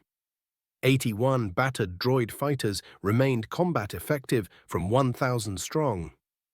"Great work, men," exclaimed Anakin. The odds were just evened a bit more. Unfortunately, he doubted that they would be able to do that 10 more times. The vulture swarm was already diffusing, so it wouldn't represent such an easy target again. That actually worked. Blue 5 wondered aloud. =RK Lucra Hulk Command Ship Procurer, CIS Blockade. This was creative, muttered Captain Tuuk. Nearly a tenth of his fighter strength was wiped out by that trap, but he already gave orders which would avoid a repeat performance. At the same time, 3 more of his frigates died, but they took another enemy dreadnought and a couple of those missile-armed light cruisers with them. While the exchange was nominally in the enemy's favor, that was only because the Republic capital ships were much tougher than his frigates. A state of affairs that won't last long when the enemy's shields failed. He looked at the plot. Sure enough, one of the Venator was loosing its shields. The drop of the ship's energy emissions was an obvious tell. The 8 frigates pounding that cruiser would soon have her gone. Tuuk checked the distance between the 2 fleets. They were still at long range from his ships. When the enemy closed to medium range, he would play one of his thump cards. He watched as the Republic fighters which played bait for the trap reformed, receiving a couple of wings as reinforcements, and flew to execute another stinging attack. The CIS captain lamented the fact that he had no missile-armed interceptors in his fleet. He knew that they were on the drawing boards, but it would be few months at least before the Vulture modification, which would be able to carry 4 missiles, could be produced in numbers. At least the specs of the Confed fighter missiles made the ones used by the Republic look like pieces of obsolete junk in comparison. Not that it helped his situation when he lacked any of those wonder weapons. The enemy crawled closer, while another 2 munificent died in exchange for an enemy light cruiser. Then 2 important things happened in quick succession. First, the shields of one of the Venators failed, and the cruiser was promptly turned into a drifting, burning hulk by the heavy guns of 7 frigates. Second, the enemy fleet passed into medium range. "The time is right. Call in the reserves. Send them here and here," ordered Mook, giving the relevant coordinates to his subordinate droids. "Roger, Roger," answered a Command B1, which had its head painted yellow. "The moment our reserve attacks, send 2/3 of our fighters at the heart of the Republic fleet." Now all Mar could do was wait for the Republic's commander answer, as well as for the right time to play his next card. =RK, Republic Cruiser Requiem, Task Force Retribution Flagship. More than 100 wings of vultures were already gone. That was just a drop in the bucket. There were too damn many of the buggers remaining. There were cheers on the bridge as the 9th enemy frigate was consumed by fire, but they were soon subdued as another Arquetan's cruiser was shattered. That ship went afoul of the heavy guns of an enemy battleship, which promptly swatted it out of the way. However, that wasn't the only reason the bridge crew grew quiet. The Defender, one of Requiem's sister ships' space frame cracked after a series of massive explosions engulfed her. I don't know how many times she was struck after her shields failed, but the final salvos that hit her were just too much. She started blowing apart when more than a dozen heavy turbo laser shots hit deep into her structure. The armor that was supposed to protect her was long gone by that point. The Defender was torn asunder into 11 big pieces, which bled men and air into the unforgiving frozen abyss of space. Of the 7,400 sailors crewing her, it would be a miracle if only few hundred were still alive. While the men and women under my command fought and died for the Republic, I stood impassive, showing only a calm, professional exterior. I didn't show that I felt the death of my people or how much I loathed it. The only gift I could give them was to spend their lives as wisely as I could in the cauldron of war. I felt a shift in the Force, moment before 4 munificents slid out from hyperspace on each flank of my fleet. They were covered with the predatory forms of hundreds of vultures, which wasted no time and flew away from their motherships. It was time. The smart thing to do for the CIS commander would be to send most of his vultures to smash through our fighter screen and hit the fleet, while we were preoccupied with the enemy reserve. That would give me a brief moment of opportunity. Call in an escort carrier at each flank. I want them to hit those frigates from behind, I calmly ordered. Internally, I fumed. If only I had a couple of months to train my ragtag fleet, I would have made this a battle of maneuver. But as it was, I had under my command a force made from parts of multiple different fleets. It was a small miracle that my ships were able to follow my orders to the letter so far. The only ships I could trust for intricate maneuvers were those that were already part of my fleet, as well as the two now, Venators under Skywalker's command. However, most of those were Venators, and I needed their firepower with the main fleet. My reserve, on the other hand, consisted by my hand-picked officers, commanding my 2 assault carriers as well as the 3 converted freighters. Their actions were going to make or break this battle. The enemy frigates flanking us opened fire the moment they exited hyperspace. They smashed through the light picket of CR-90S, blowing up 6 of the corvettes, which stood no chance under the concentrated fire of the heavier ships. However, their brave sacrifice bought time for the 2 escort carriers. I called to jump in behind the munificents and start launching their deadly brood. To make the counterattack even sweeter, every one of the carriers was equipped with 1 shot racks of proton torpedoes.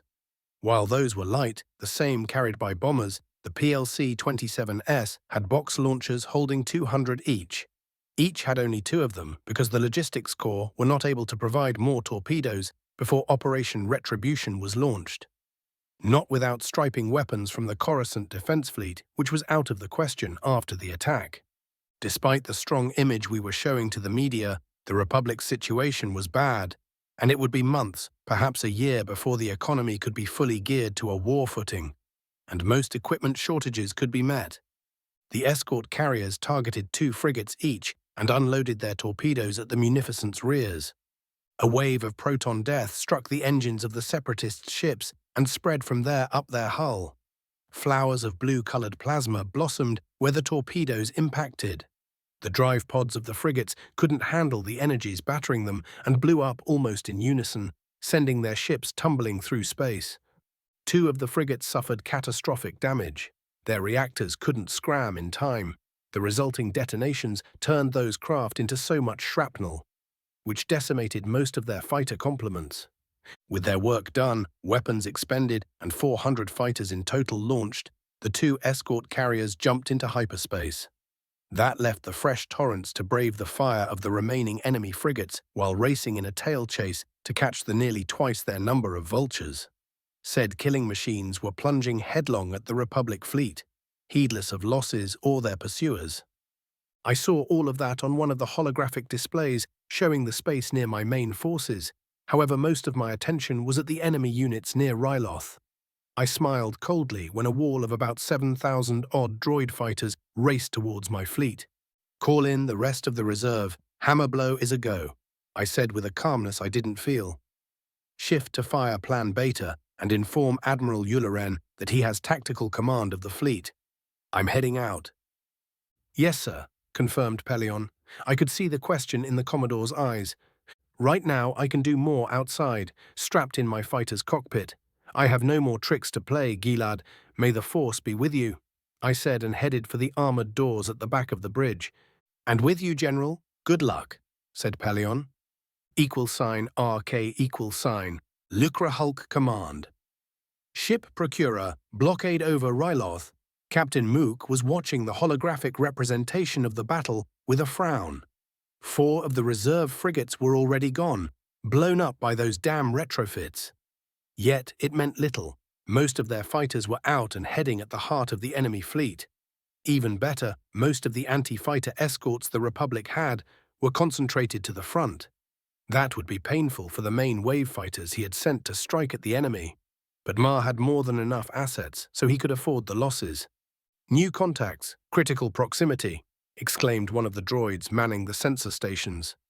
Took snarled when the relevant information was displayed into his data goggles. So this is where the rest of the enemy reserve went. The last of the so-called escort carriers were above his fleet, with the two acclimator assault carriers at the flanks. They were already launching their fighters and bombers. "What should we do?" asked one of the droids. "Sent the rest of the vultures at these ships. That's why I kept them back." The captain smiled viciously. He had nearly 3,000 more fighters left. They would swat out of the sky those arrogant fools. All that time, he didn't stop to think where the Republic's bombers were, believing them to be in the safety of the Venator's hangars. =RK=. Republic assault carrier victorious. CIS blockade of Ryloth. Right flank. This was a suicide mission. Everyone on board knew it, but none more keenly than Captain KLR-71, known as Clark. The attack of the three carriers was a diversion. He knew it and what it meant for him and his crew. Yet, strangely enough, the clone officer was all right with it.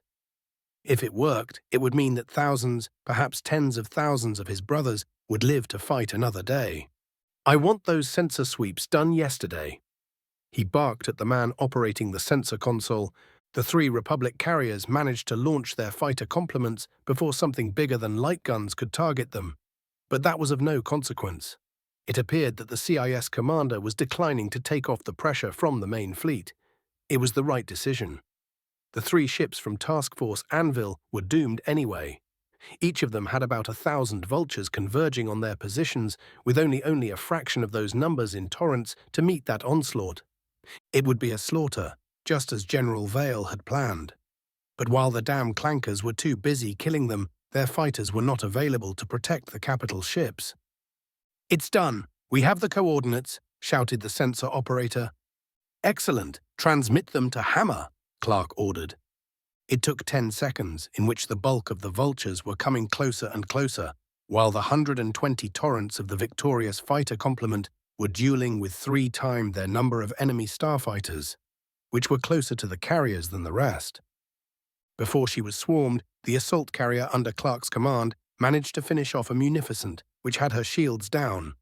While the Victorious was being torn apart by waves of vultures, the units of Task Force Hammer jumped out from hyperspace to the coordinates provided by the 3 Republic ships, which were sacrificing themselves to create that priceless opening. =RK=. Republic cruiser Requiem Task Force. Retribution Commodore Pelion glared at the vulture droids which were attacking his ship. They were coming in, guns blazing, and slamming in his precious Requiem at full acceleration. Gilad's eyes narrowed at the enemy fighter, which was flying straight at him. The last-ditch defensive fire missed the vulture, and it slammed straight through the windows of the port command tower of the Venator. At the same time, 520 Y-wing bombers jumped in point-blank range of the CIS fleet under the command of Captain Martuk. It was possible only thanks to the data sent by the 3 carriers. The bombers jumped on such vectors so that there were no enemy fighters between them and their prey. =RK=. Order of battle for the CIS fleet. Blockading Ryloth. Luckrahulk command ship procurer. 1,500 droid fighters. Luckrahulk battleships. 3. 1,500 droid fighters each. Luckrahulk freighters, lightly armed. 6 300 droid fighters each. Munificent frigates. Main fleet, 32. 100 droid fighters each. Reserve fleet, 8. 150 droid fighters each. Vulture fighter complement, 12,200. 17. Chapter 12. Part 1. Phase 12. Storm of Blood and Steel. =RK=. Part 1. Task Force Hammer. CIS blockade over Ryloth. All Y-wing bombers dedicated to Operation Retribution exited hyperspace at point-blank range of the Confederation fleet. Even better, they returned to normal space on vectors, not only clear of enemy fighters, but more than far enough from the nearest vultures so they could execute their first attack run without opposition. Each of the still combat-worthy munificents in the main body of the blockading fleet All 22 of them were pounced on by 24 bombers. Some of the frigates close in weapons opened fire, but it was too little too late. Only 6 Y-wings were unlucky enough to be swatted away by the final defensive fire of their prey before the rest of the bombers were flying over their targets, unleashing every last weapon they carried. The bombers moved in waves of 6, leaving one lucky CIS ship to be hit by only 16 Republic small craft. The weapons of the first Y-wing group would shatter armor and scorch weapon emplacements, leaving easy to exploit gaps in the defenses of their chosen target. The second and third left the frigates as little more than drifting wrecks, which were engulfed in fire. In most cases, the firepower of the last 6 bombers was almost wasted as they delivered coup de grace to the stricken munificence. 1 minute, that is how long it took for the unopposed bombers to turn once proud ships in so much flotsam. So far, the total price for that coup were 39 Y-wings and their pilots. It was about to rise. =RK Republic Cruiser Requiem, Task Force. Retribution. Commander Pelion stared at the distinctive form of a vulture droid, which was becoming bigger by the moment. Then it hit the starboard command tower. The live feed of the camera cut off, leaving the monitor shaped like a window go black for a second before it started showing the images caught by another camera, which promptly was cut off too as a whole squadron smashed through the other bridge tower of the Requiem. Gilad shook his head. He and the men working around him should be dead right now. They would be if it was not for the general's insistence that they ran the ship from the newly installed CIC, which was deep within the Venator's superstructure. It took almost a month for the engineers to make what used to be one of the damage control stations and its attached storage rooms in a single reinforced compartment, not to mention making sure that the cruiser could actually be ran from there. He took a deep breath. It was worth it. So much for the damn tradition that had directed ship construction for countless millennia. Pelion frowned at the monitors which were showing camera feeds from the outside. He believed that General Vale wanted to make a point when he ordered the engineers to shape said monitors and the walls on which they were placed into an exact replicas of the bridge's windows. It worked too. Everyone in the CIC was now aware what would have happened if they were up in the standard bridge. Seeing the damn fighters closing in on the windows would leave a lasting impression to every one of them. The single thing Gilad regretted was that the Requiem was so far the only warship with such modification. Prior to the Coruscant attacks, most of the brass had been adamant that there would be no need for such an expensive refit, which left the rest of the fleet vulnerable. Unfortunately, after the attacks, there wasn't sufficient personnel to do such modifications in the time required. Trying to do so would take a ship out of commission for a month on average, something they could not afford. On a brighter note, creating a dedicated CIC from which the Republic ships would be commanded was something that would be required from all new construction. Such modifications were already being made on ships in dock, which would be there for a month or more. All that was a cold comfort for the men and women who were about to die today. As things stood, no other Venator or Acclamator could be effectively run from anywhere but the bridge. That was one tradition that was going to bite the Republic Navy in the ass. "Target that munificent," snapped Pelion, pointing the closest enemy frigate which was flanking the fleet.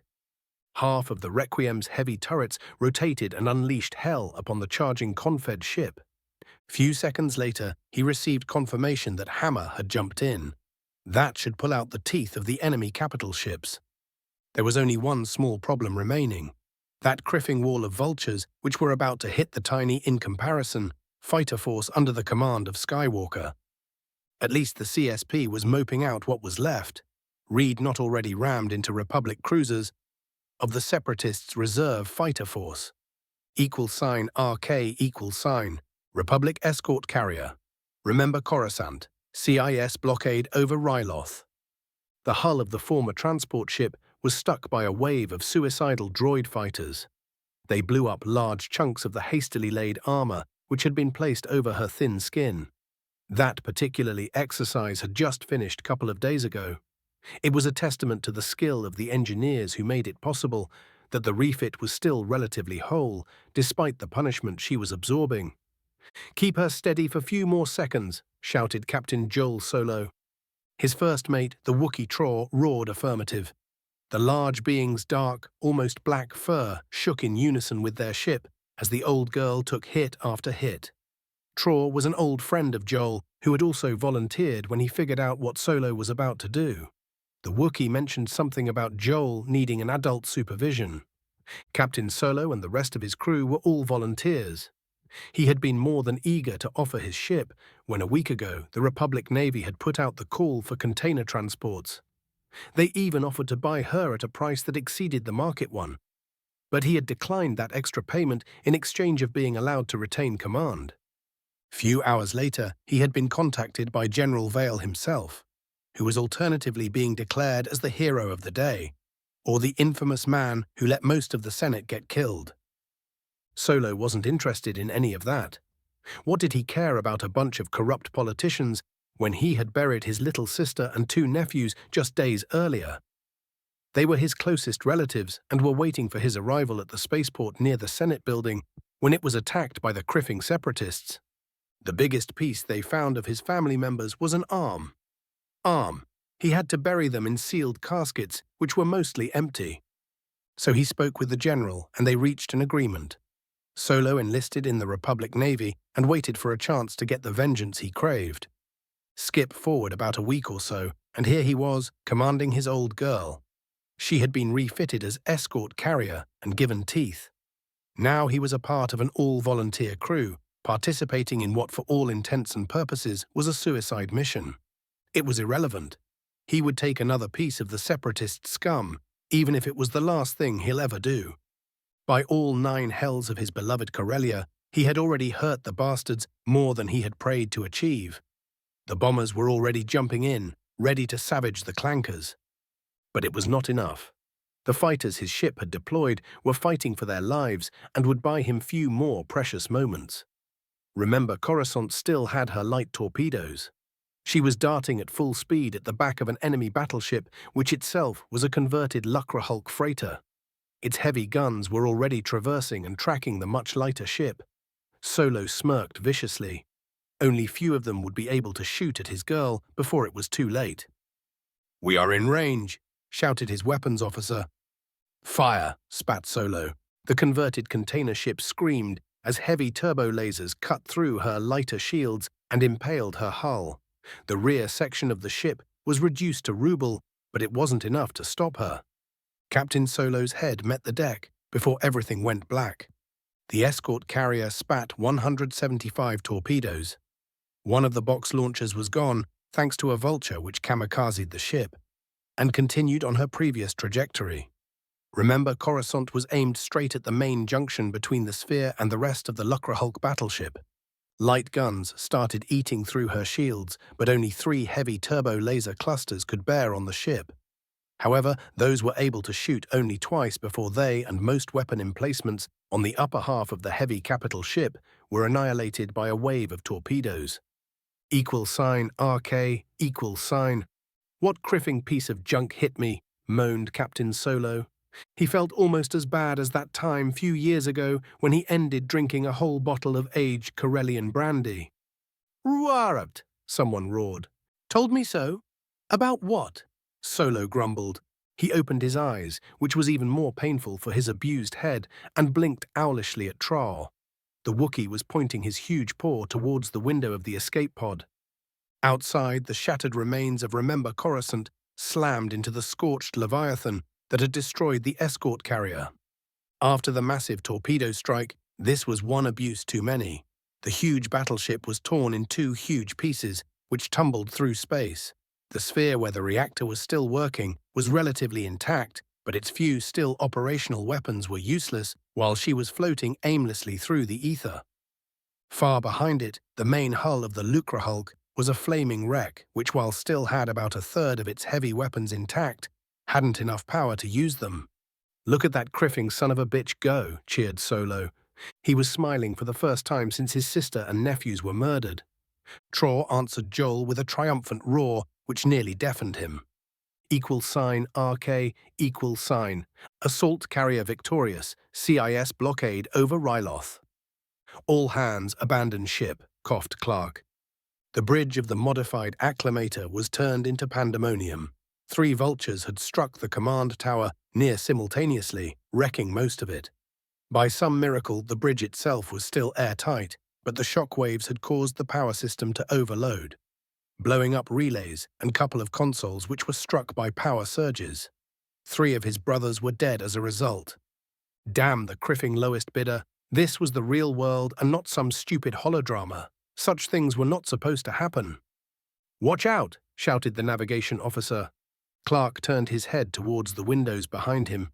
He died with a curse on his lips when a droid fighter smashed through the bridge before exploding. Clark's last thought was to thank the stars that his ship had only skeleton crew. On the other side of the blockade, the crippled leveler had done her job and tried to evade the heavy guns of the closest battleship. A relentless barrage wrecked her starboard side, sending the assault carrier into uncontrolled spin. She would end her doomed flight in the upper atmosphere of Ryloth, where she would be torn asunder during the re-entry. Pieces of the leveler would rain all over the northern hemisphere of the planet. $RK, Republic Cruiser Relentless, Task Force, Retribution Flagship. Admiral Illuviar cursed whoever first introduced the exposed bridges used by everyone's warship designers. 2 Venators, Conviction and Coruscant's Pride, were drifting out of control. The 3rd cruiser, which was similarly stuck, Requiem, continued to fight as if nothing had happened, despite having both its command towers sheared off by repeated vulture strikes. When this battle was over, he would insist that all ships under his command were outfitted with dedicated CICs. If he lived that long. The Admiral stared at the plot. Of the enemy's reserve, only 1 frigate, which was being blasted to pieces, remained, as well as 20-odd fighters, which were being hunted down by the CSP. However, the price has been heavy. 121 torrents were lost, and all cruiser in the fleet were damaged. Thankfully, most had only few weapon emplacements missing. But if that was the damage dealt by 900-odd vultures, then what horror could be wrought by almost 8 times that number? The wall of droid fighters would strike the bulk of torrents commanded by Skywalker in seconds. The Jedi General wouldn't be able to stop them. They were just too many of those things. The vultures were coming in for a suicide run, accelerating all the way. The damage each of them would cause would make the previous attack pale in comparison. "I want that frigate silenced, then shut down the heavy weapons and divert the power to shields and anti-tank fighter guns. Then brace for impact," ordered Illuviar.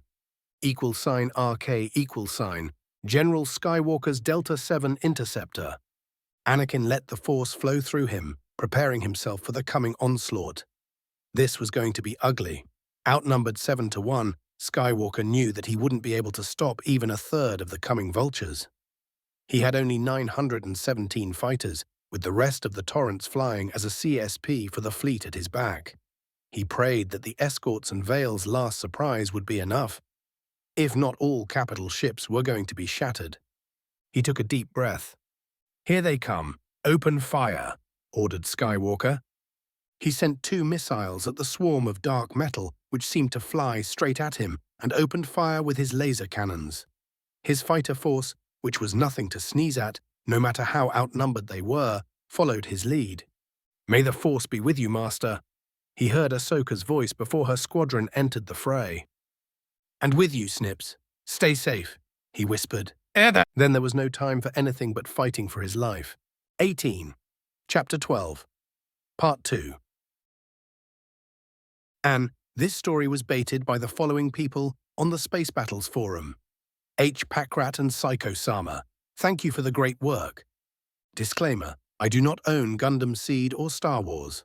They belong to their respective copyright owners.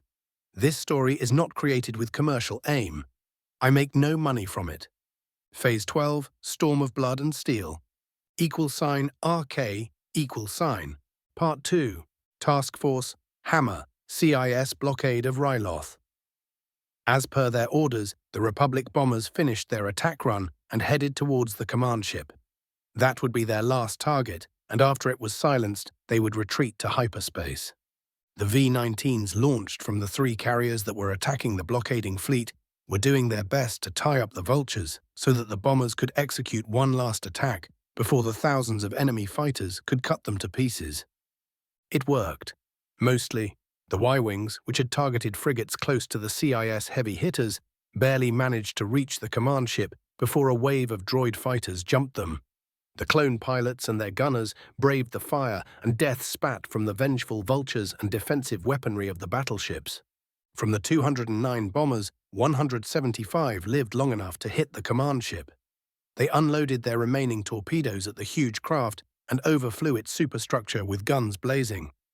103 Y-Wings survived to try escaping to hyperspace. The Republic bombers, which originally attacked frigates further away from the battleships, fought valiantly but were unable to reach the battle wagons. Nearly 2,000 vultures swarmed them. The only silver lining was that by diverting those droid fighters, some of the surviving torrents were allowed to flee. 520 Y-Wings, as well as 440 V-19, attacked the CIS battle line, decimating it. They also took with them 959 vultures. 41 bombers and 67 fighters survived long enough to retreat. =RK Luckrahulk Command Ship Procurer. CIS blockade over Ryloth. Captain Tuuk glared balefully at the information fed into his data goggles. He criffed up. He'd made one bad call, one flawed assumption, and it was going to cost him his fleet. Oh, he would keep the Republic from achieving their objective, but that was no comfort for him. It might save his carrier, but he'll be lucky to ride a desk until the end of the war. He ordered 2/3 of his escorting fighters towards those damn bombers. But he knew it would be largely futile. This was a damn trap, and he had fallen into it. It was his criffing fault for assuming that those Y-Wings were still on board of their motherships. He knew that the Republic's small craft had hyperdrives, damn it. But to execute such a precise tactical jump, it was risky, criffing suicidal even. Or would have been. He shook his head in a grudging admiration. It all made sense. Those 3 escort carriers were not sacrificed in vain. They would soon die, but the damage was already done. They had scanned his fleet and the space surrounding it and sent jump coordinates to the bombers. Now it was time for the hammer to fall. In quick succession, Tuuk's frigates went off the grid. Now it was all over but the moping up. The bombers would soon be done for, and he'll watch how his vultures tear apart the Republic fleet.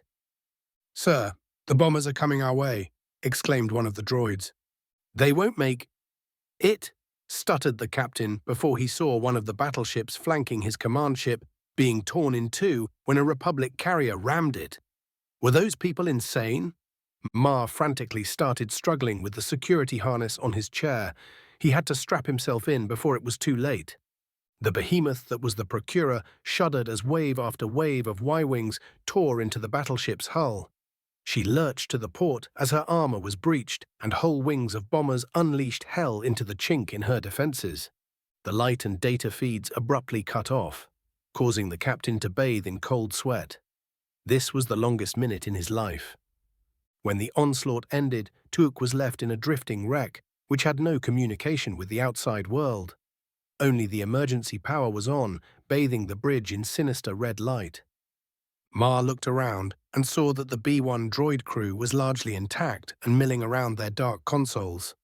"Orders, Captain?" asked the yellow-painted droid commander. "All organic personnel are to abandon ship," snapped Tuuk while trying to get out of his harness. He no longer felt confident in the outcome. He thought for a moment how long it would take him to reach an intact escape pod. "Give that order in 60 seconds. He growled at the poor droid.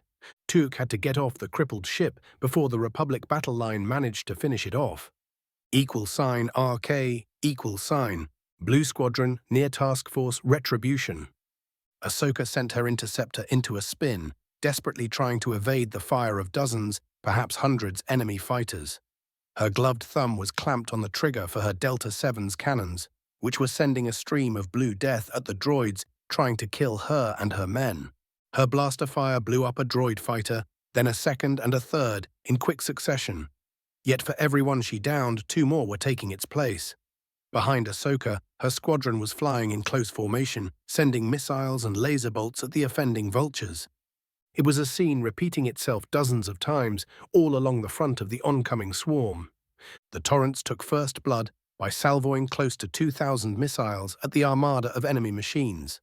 Significant parts were shot down by a wall of crimson fire, others homed in on the same fighter. Many detonated prematurely when striking fragments of already destroyed vultures. Despite all that, the clone pilots reaped an impressive harvest. 1,133 enemy fighters lit up the eternal night of space with their funeral pyres.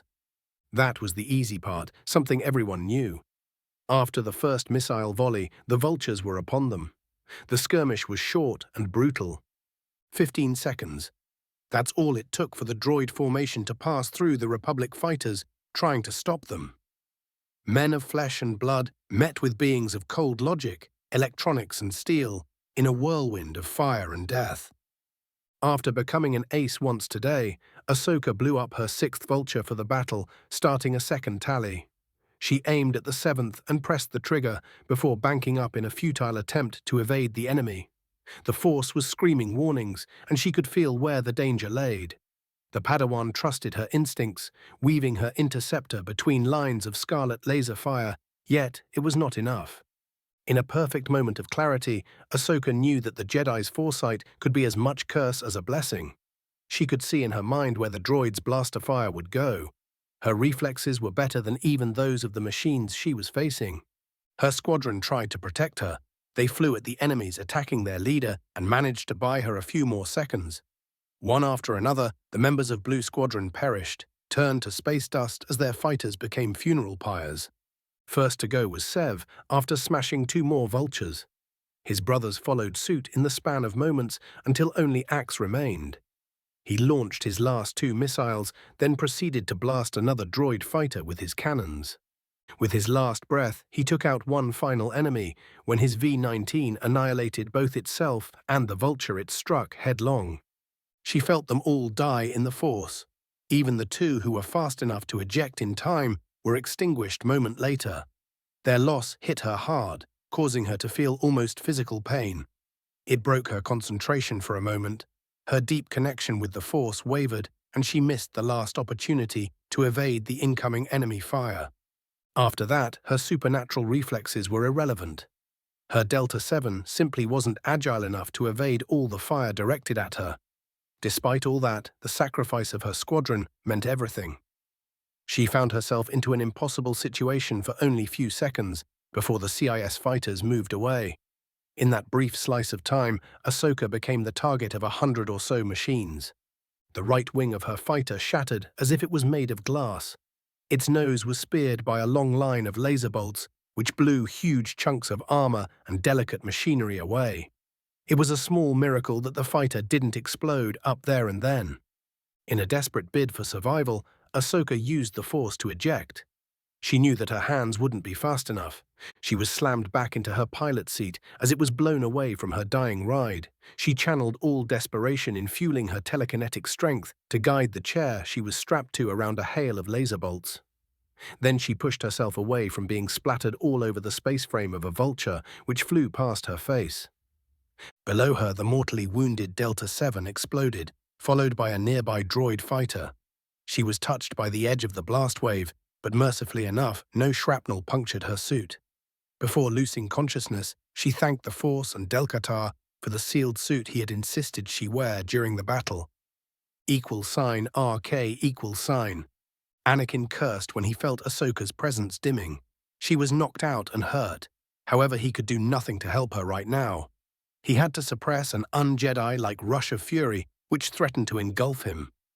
He knew that losing it here and now was likely to get him killed. Skywalker snarled and blew another enemy fighter, which had the unfortunate luck of passing in front of his interceptor. Those criffing machines had hurt his apprentice, his friend. He remembered what happened in the Senate. Instead of continuing his attempt to suppress his fury, he let it flow through him, fueling the Force, which he used to further enhance his reflexes. He pulled off such a sharp turn that the frame of his Delta 7 groaned in protest. But he ignored it and lined up in his sights a squadron of droid fighters. His laser cannons tore through the offending machines, and he felt a fierce satisfaction of his small victory.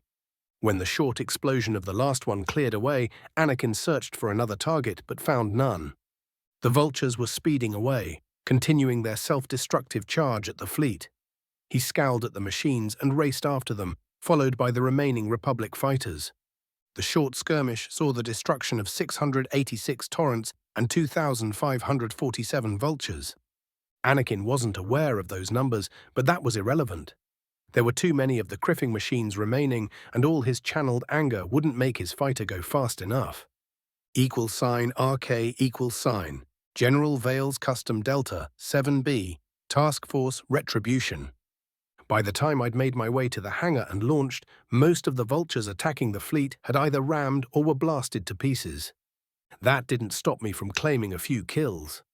I pounced on a squadron of the droid fighters, which were making beelines to the remains of the Requiems command towers. I smiled under my helmet at the way my interceptor was handling when I executed a sharp turn and found myself at the tail of the enemy formation.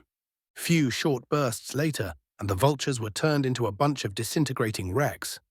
Most of them blew up, raining cooling debris at the cruiser, with only one remaining sufficiently intact to slam in the heavy upper armor. Its only effect was to leave a small dent. The fighters of this era were nice pieces of equipment. I especially liked my new custom ride, however that didn't stop them feel somewhat lackluster. Here I was, 4,000 years in the future, and the standard small craft of both sides didn't even have shields. To be honest, I expected so much more. The fact that I could just jump in any given bird of this era and fly without any additional training was telling. Where was the progress? The amazing new equipment one would expect. I helped the CSP to mop up the remaining vultures and had them reform between the capital ships and the escorts. While we were dealing with the enemy reserves and reforming after that, the main attack had passed through the fighter screen commanded by Skywalker and was heading our way. Hope that my preparations were sufficient and wait to play my last card. I had kept the escort ships, which should have been deployed with my own reserve back. 6 additional Carrack light cruisers and 10 CR-90 corvettes waited my signal to join the defense line. It won't be long now. The swarm of enemy fighters was just entering into range of my other surprise. It all began a few months ago, when the 3 acclimators under my command were being refitted into anti-fighter role. I disagreed with the Navy engineers. They believed that gutting half the heavy cannons of the assault ships and replacing them with light laser guns would be enough. I begged to differ with such a statement. My problem was that even if all other weaponry was replaced with flak guns, it still wouldn't be enough. Not for dealing with the swarms I believed the enemy could deploy if pressed. Besides, such a radical refit would need a major redesign of the cruiser's power distribution network, which would place them in dock for a lot longer than I could afford. That led me to visit the R&D department of the Navy, where I checked some of the concept for dealing with enemy fighters, which were not approved by the brass for one reason or another. One of the concepts I came through with was something that would be familiar to the wet navies of my Earth, which was few dimensions away. It was to stuff acclimators or venators with racks of VLC tubes, advanced sensors, and shoot a lot of missiles at the enemy. It would turn the ships in something akin to an Aegis cruiser's big brother. While the heart of the system, the fire control computers, and those processing all the data needed to defeat the enemy ECM, were deep within the hull of the cruiser. The additional sensor arrays and the box missile launchers were bolted on the hull.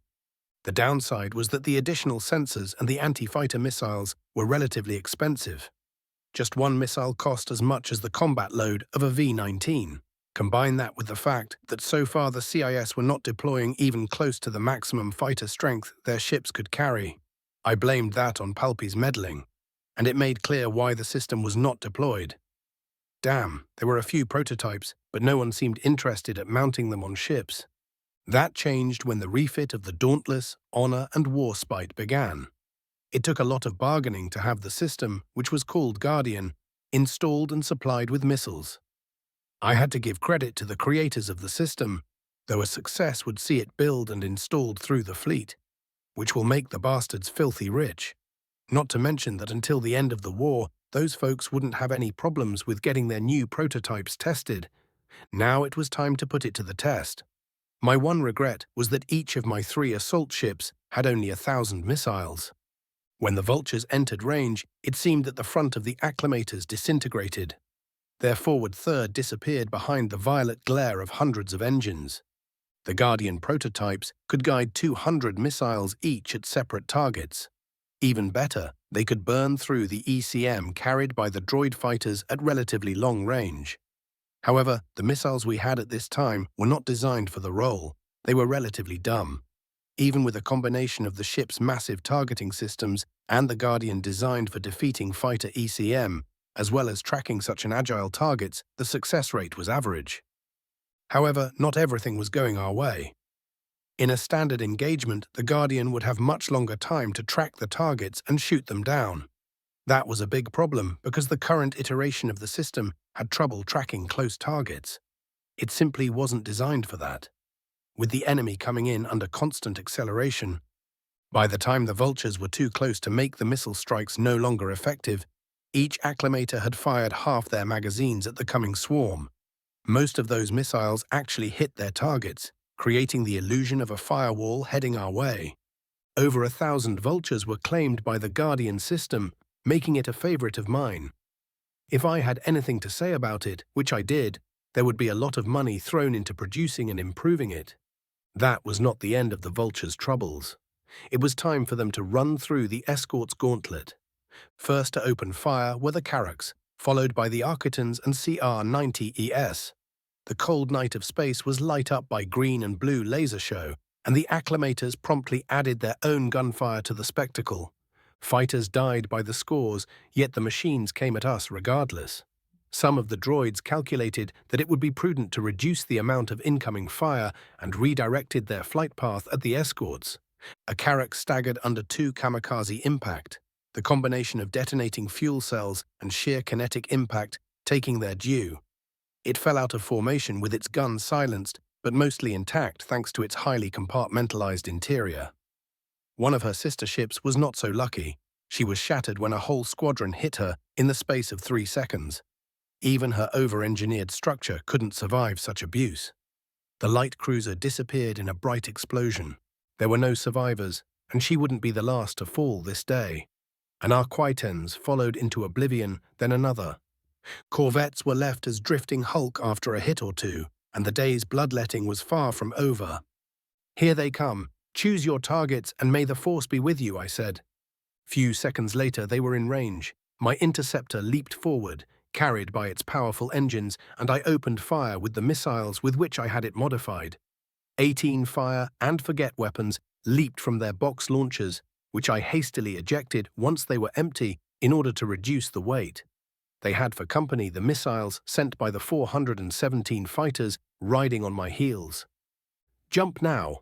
I ordered the remains of my reserve moments before my Delta 7 was engulfed by the whirlwind of close-range combat.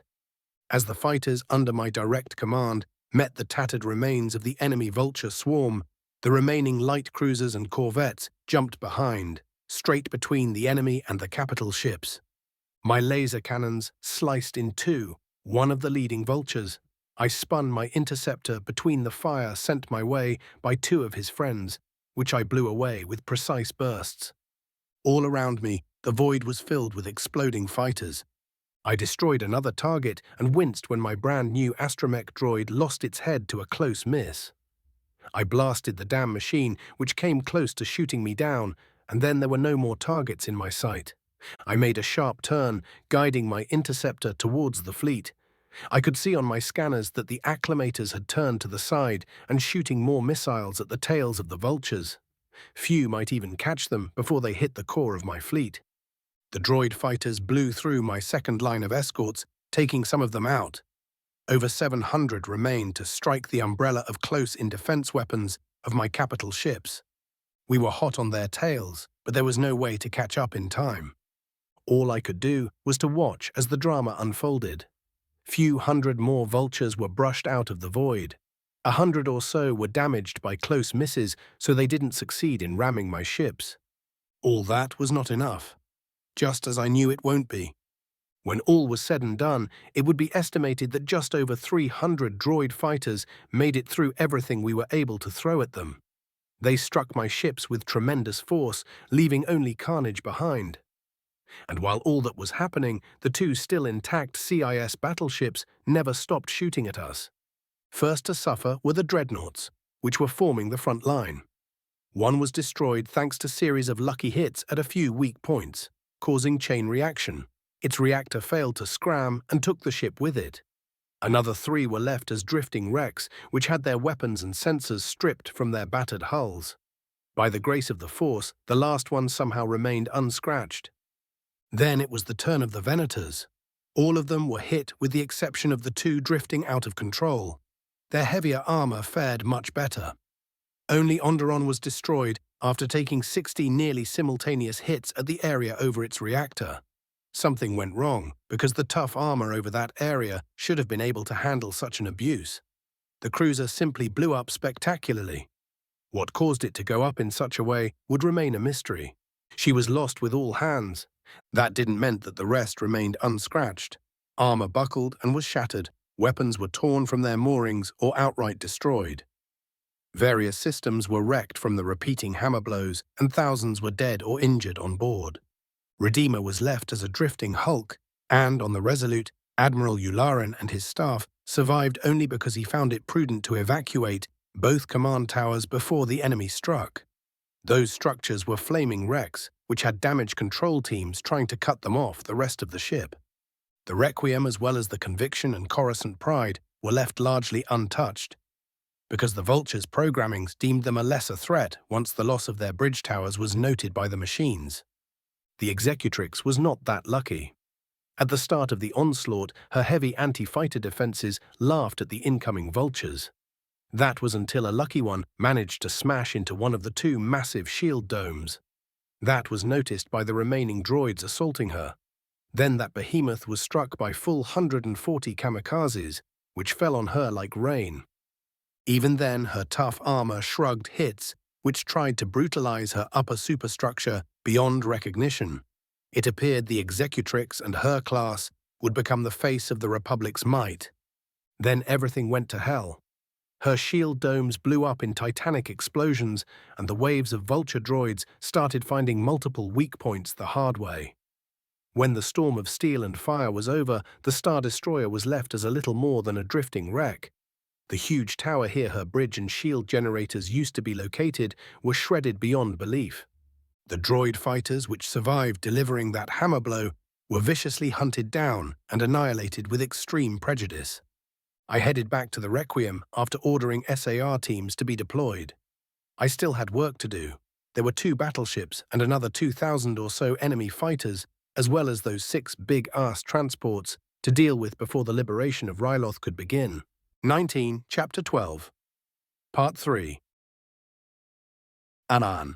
This part was baited by the following people on the Space Battles forum. Dalinti Guy, thank you for the great work. Disclaimer, I do not own Gundam Seed or Star Wars. They belong to their respective copyright owners. This story is not created with commercial aim. I make no money from it. Phase 12, Storm of Blood and Steel. =RK=. Part 3, Republic Cruiser Requiem, Task Force. Retribution Flagship. Skywalker, guide the SR bird to Ahsoka and then get your ass back to the Requiem. We still have clankers to deal with. I snapped into my comm. Ever since the threat of the massive Vulture wave had passed, he had been frantically calling for someone to rescue the kid. It was getting irritating, and even besides that, the moment I noticed that she was shot down, I had sent a shuttle to retrieve landing in the Requiem. I took the scenic route, so to speak, noting the state of my capital ships. It was a bloody disaster. I didn't really believe that the damn Vultures would be a major threat if it wasn't for those never sufficiently damned exposed bridges. I was wrong. 2/3 of my fleet was stripped off its heavy guns and had its armor either weakened or shattered. How the hell the damn fighters had managed to blow up the Onderon, I'll never know. I thought about my remaining forces. There were at least a few escorts that would do what I ordered them to do without screwing it up. And the Requiem, while missing 1/3 of her weapons, was still combat-capable. Further, I had 1 intact dreadnought as well as Conviction and Coruscant's Pride, which were virtually untouched aside from the total loss of their bridges and command staff. That left those 2 Venators in interesting positions. They no longer had nav computers or central control, but still could fight, if not all that well. There was no one left to coordinate their weapons. But if their engineering received coordinates from another ship, they could still jump. Before reaching the CIC, I ordered recall for what remained of Hammer. I went next to Pelion, who was examining the fleet's status report. After the Relentless lost its bridge, command of the fleet had went to the Commodore, at least until Yularen, who had thankfully survived, could make his way here. "We took a hammering, sir," stated Gilad. "That we did," I said, studying the fleet's status. For a few seconds I had a very rough plan in place. I want the 3 Guardian-equipped acclimators as well as escorts to jump at maximum missile range of those 2 battleships. Their targets are the remaining vultures. Our surviving torrents will support them. Once what's left of our bombers rearm aboard of this ship, we'll execute a tactical jump and cover them while they attack the battleships. When the heavy guns of those behemoths are gone, they will be easy to take down. "Sir, General Kenobi hailing us," spoke the lieutenant manning the comm station. "Patch him through," answered Pelion. The image on one of the screens, which was showing a camera feed, was replaced by Obi-Wan and Cody, who had mostly recovered from the crash. My fellow general's face was grim. "I'm glad to see you made it. We watched the live feed of the battle." He shook his head in exasperation. "What assistance can we provide?" I glanced at the sensor readouts of the remaining CIS Space Forces. "We can use the negotiator when taking out those battle wagons." "You have 72 bombers, right?" "That's right. Also 42 torrents and the rest of the ground units of the 221st. I can definitely use that. Besides, we might need your boys for those 6 freighters. While lightly armed and shielded, they may have locals on board. A smart thing to do would have been to get those big fat targets out of the battle zone. Here is what we are going to do. =RK=, assault ship Dauntless approaching CIS blockade of Ryloth. Admiral Yularen, who had insisted on taking command over the force which would deal with the remaining vultures, had taken his flag to the Dauntless. Meanwhile, the main body of the fleet, with more than half of the remaining escorts, was under the command of General Vale and Commodore Pelion, who were coordinating battlefield the last half hour. The mostly intact Venators had taken pounding, while they dueled with the 2 battleships. That at least had proved to all that the remaining CIS forces were under the command of droids, not particularly bright ones too. Any commander worth his salt would have concentrated on the disabled Republic cruisers, denying their further use to the enemy. It wasn't like the 3 Venators, still retaining most of their heavy weapons, could deplete the massive shields of the battleships any time was a mistake the Separatists would regret. The Dauntless, Warspite and Honor, bracketed by their escorts, which consisted by the light ships with the best captains and crew, executed a tactical jump a short distance outside of effective missile range of the remaining escorts, tightened their formation around their charges, and the Republic ship moved slowly forward. "Open fire," ordered Yularen. By the time the order came, the Guardian systems had scanned the enemy fleet, shared data, and assigned targets for their weapons. Missiles jumped from their VLS launchers and raced towards their prey. At the same time, the surviving and rearmed torrents, which were reconstituted in makeshift squadrons after the brutal mauling they suffered during the previous engagements of the battle, emerged out of hyperspace behind the Republic flotilla attacking the vultures. An organic commander might have decided that cutting out his losses and getting away might be the prudent thing to do, especially when he figured out that his remaining fighters were going to be droids in charge of the CIS fleet's remnants had other ideas. Their orders were to defeat the Republic fleet. So that was what they were going to do, or at least try. The vultures were ordered to soften up the attacking force, while the battleships maneuvered to get better firing angles at the new contacts, which were well into their engagement envelopes. Over Ryloth, hundreds of short-lived stars could be seen appearing and blinking out of existence. For a second time, the Guardian systems proved their worth, reaping a frightful harvest from the enemy fighters. The torrents flew above the Republic formation and headed towards their CIS equivalents, ready to salvo their own missiles in a repeat of the earlier harassing tactic used by their brethren. Before the V-19s engaged within gun range, the vultures were cut almost in half, demonstrating for all to see the great disadvantage the droid had. It was their glaring lack of longer-ranged weaponry than their built-in laser cannons. The missile strike sent by the Republic's small craft shattered what was left by the enemy squadrons, before the torrents looped to the side, leaving the tattered remnants of the once 2,000-strong force to smash against the fire of 11 Carracks and the AA guns of the Acclamators. Before the surviving vultures could ram the 3 assault ships, the V-19S fell over them like a hammer, sending a second salvo at their tails. This time the enemy craft had not built in enough speed to escape the torrent's engagement envelope before striking the fleet. Only 11 droid fighters were lucky enough to kamikaze the Republic ships, none of which hit a critical location. The Acclamators could manage well enough without a couple of heavy guns and few missing AA emplacements, especially now, when the CIS fighter force was gone. The battle for Ryloth, its space component, will enter the history as the point when both starfighter and bomber doctrines had to change. The widespread use of the Guardian system by the Republic and the Defense Net, introduced by the Confederation of Independent Systems 2 months later, which was based on stolen Guardian plans, would change the face of naval warfare during the next year of the conflict known as the Clone Wars. Extract from Naval Warfare History Volume 20 CE8, published by the Axanis Military Academy. =RK Red Squadron 71st Bomber Wing. CIS blockade over Ryloth. Lieutenant FLK 256, who was usually called Falk, pushed a level and his Y-wing jumped out of hyperspace. He glanced at his sensors readouts, confirming that his craft was at the correct coordinates and that the surviving bombers from Hammer Flight were around him. "Let's do it once again, boys," he said in his comm unit. In the next moment, Falk forced his bird's engines and the Y-wing flew forward, accelerating towards its target. The battleship grew closer, its lighter guns opening fire at the Scratch Force heading its way. The 41 bombers, all that survived the initial anti-shipping strike, hurled themselves at the lieutenant's craft, were obliterated by laser cannons while closing to the huge Lucrehulk.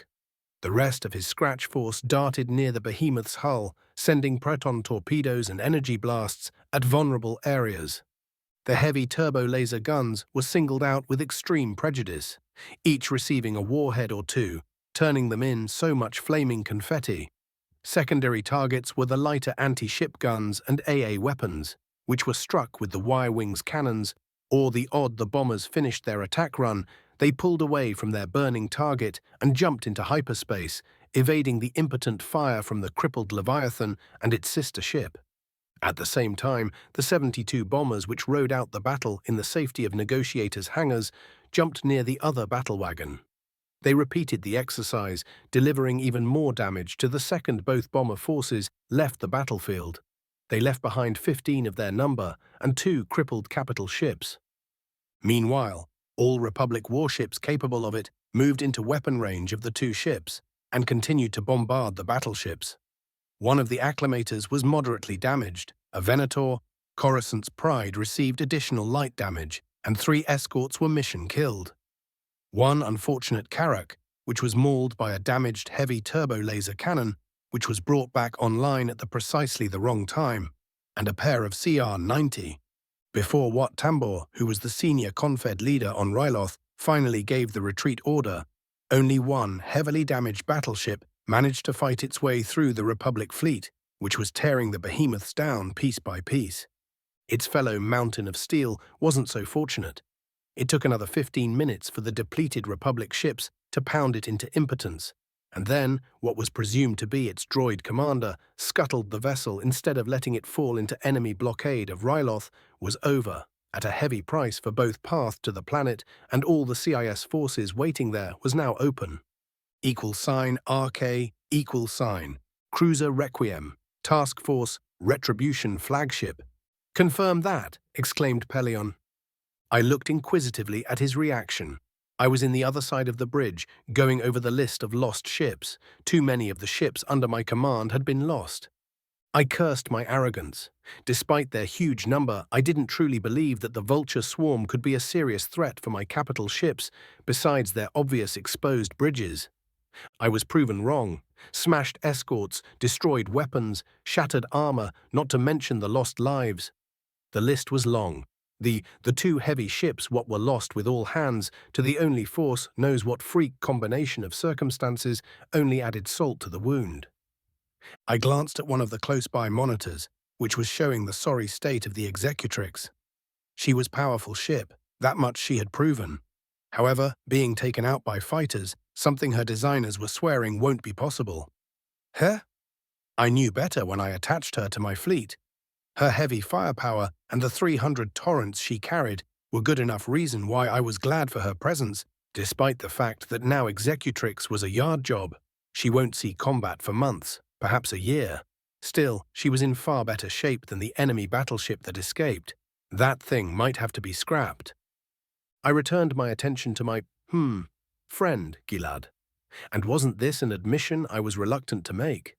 He came to my side with a grim expression on his face. Admiral Ularen has a report for you, sir. He reported. I suppressed a grimace and nodded. What is it, Commodore? The freighters were scanned by both fighters and recon corvettes to confirm it. There are nearly 250,000 life signs between them. Slaves, I hissed. Before I could place my fury back under control, the air around me rippled with a wave of telekinetic energy, which caused Pelion to flinch. Further, all our hails for surrender remain unanswered. I thought for a moment. If those are stock freighters, then we have their schematics. I want their hyperdrives taken out. I'll speak with General Kenobi, and we'll figure out how to capture those ships. It's time for the ground forces to start liberating Ryloth at any rate. We'll just have to add this to the list. =RK, Republic and CIS losses during the battle for Ryloth. Task Force Retribution, Venators, 3 destroyed, Defender, Redeemer, Onderon. Relentless, Conviction, Coruscant's Pride and Requiem. Destroyed bridge towers, moderate to heavy damage over armor and weapon systems. Victory, intact bridge, but lost 90% of her weapons. Dreadnoughts, 2 destroyed, 4 crippled. Acclamators, Leveler, Victorious, lost. Warspite, moderately damaged. Carrack's CL, 9 destroyed, 4 crippled, 6 moderately damaged. Arquitens CL, 8 destroyed, 1 crippled, 3 moderately damaged. PLC 27.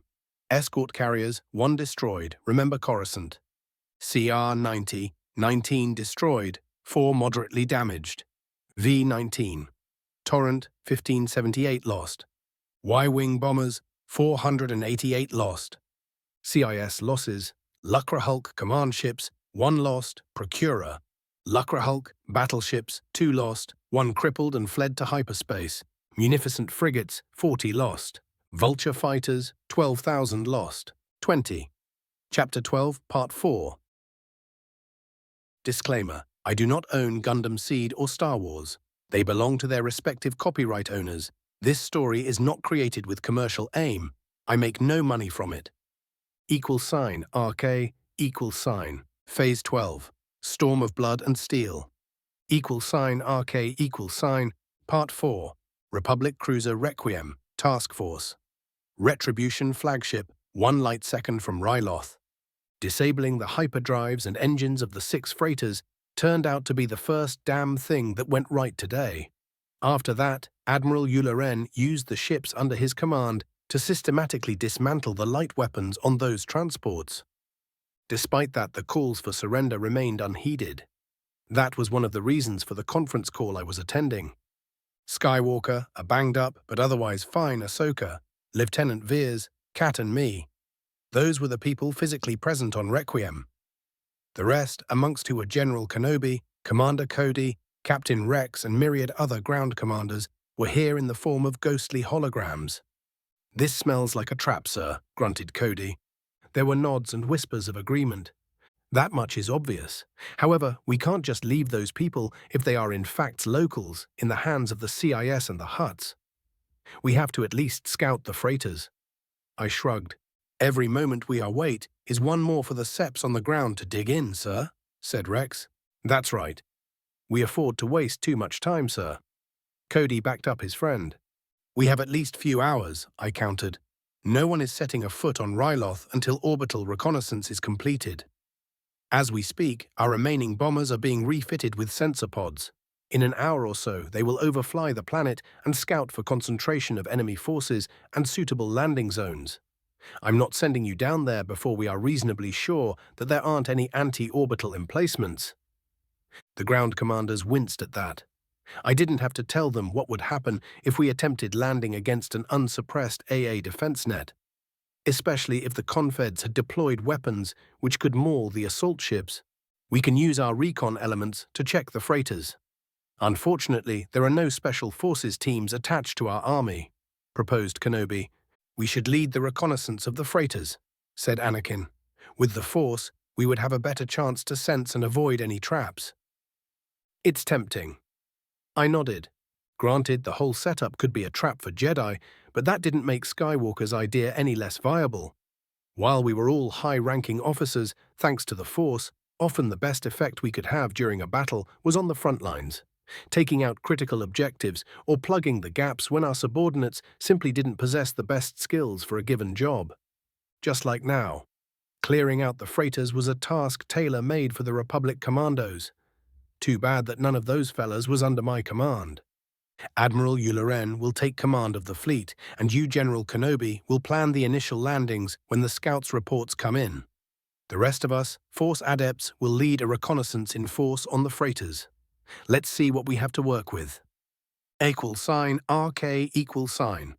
LAT gunship en route to Phantom 1, Lucra Hulk-class freighter, high orbit over Ryloth. I shared a troop transport with my new apprentice, who I felt would be useful in the coming battles. She did prove her combat skills in the temple. The other notable people riding with us were Captain Cat, who I had promoted when he recovered from the injuries received on Naboo, and members of his sword company. All of them were wearing the new color scheme on their armors, black and dark gray. I was the sole exception, with my apparel covered by the chameleon paint, which made me almost melt into the background. A company strength force was being deployed to each freighter. The first 4 ships were going to be hit by units under the command of Skywalker, Ahsoka, Rex, and me, with the remaining being visited by recon elements of 93rd Legion. We breached the freighter's exterior through the tears in its hull made by the fleet while my ships were taking out its weapons. The LAAT's pilots parked the transport so it almost touched the hull, and we piled out of it. Our magnetized boots slapped into the metal skin of the freighter, and we made our way to the hole in it. After a moment of tense waiting, while I checked the compartment we were about to enter and those surrounding it with the Force, I was the first to vault in. I braced myself for the moment the artificial gravity was about to catch me. My stomach protested when the apparent lack of up and down was no more, and I felt like being on solid ground once again. I hurried to move out so the next person could come in. That was Arya, who was spoiling for a fight. Being sealed in her room during the battle had made her on edge, and she needed something to bleed off her nervous energy.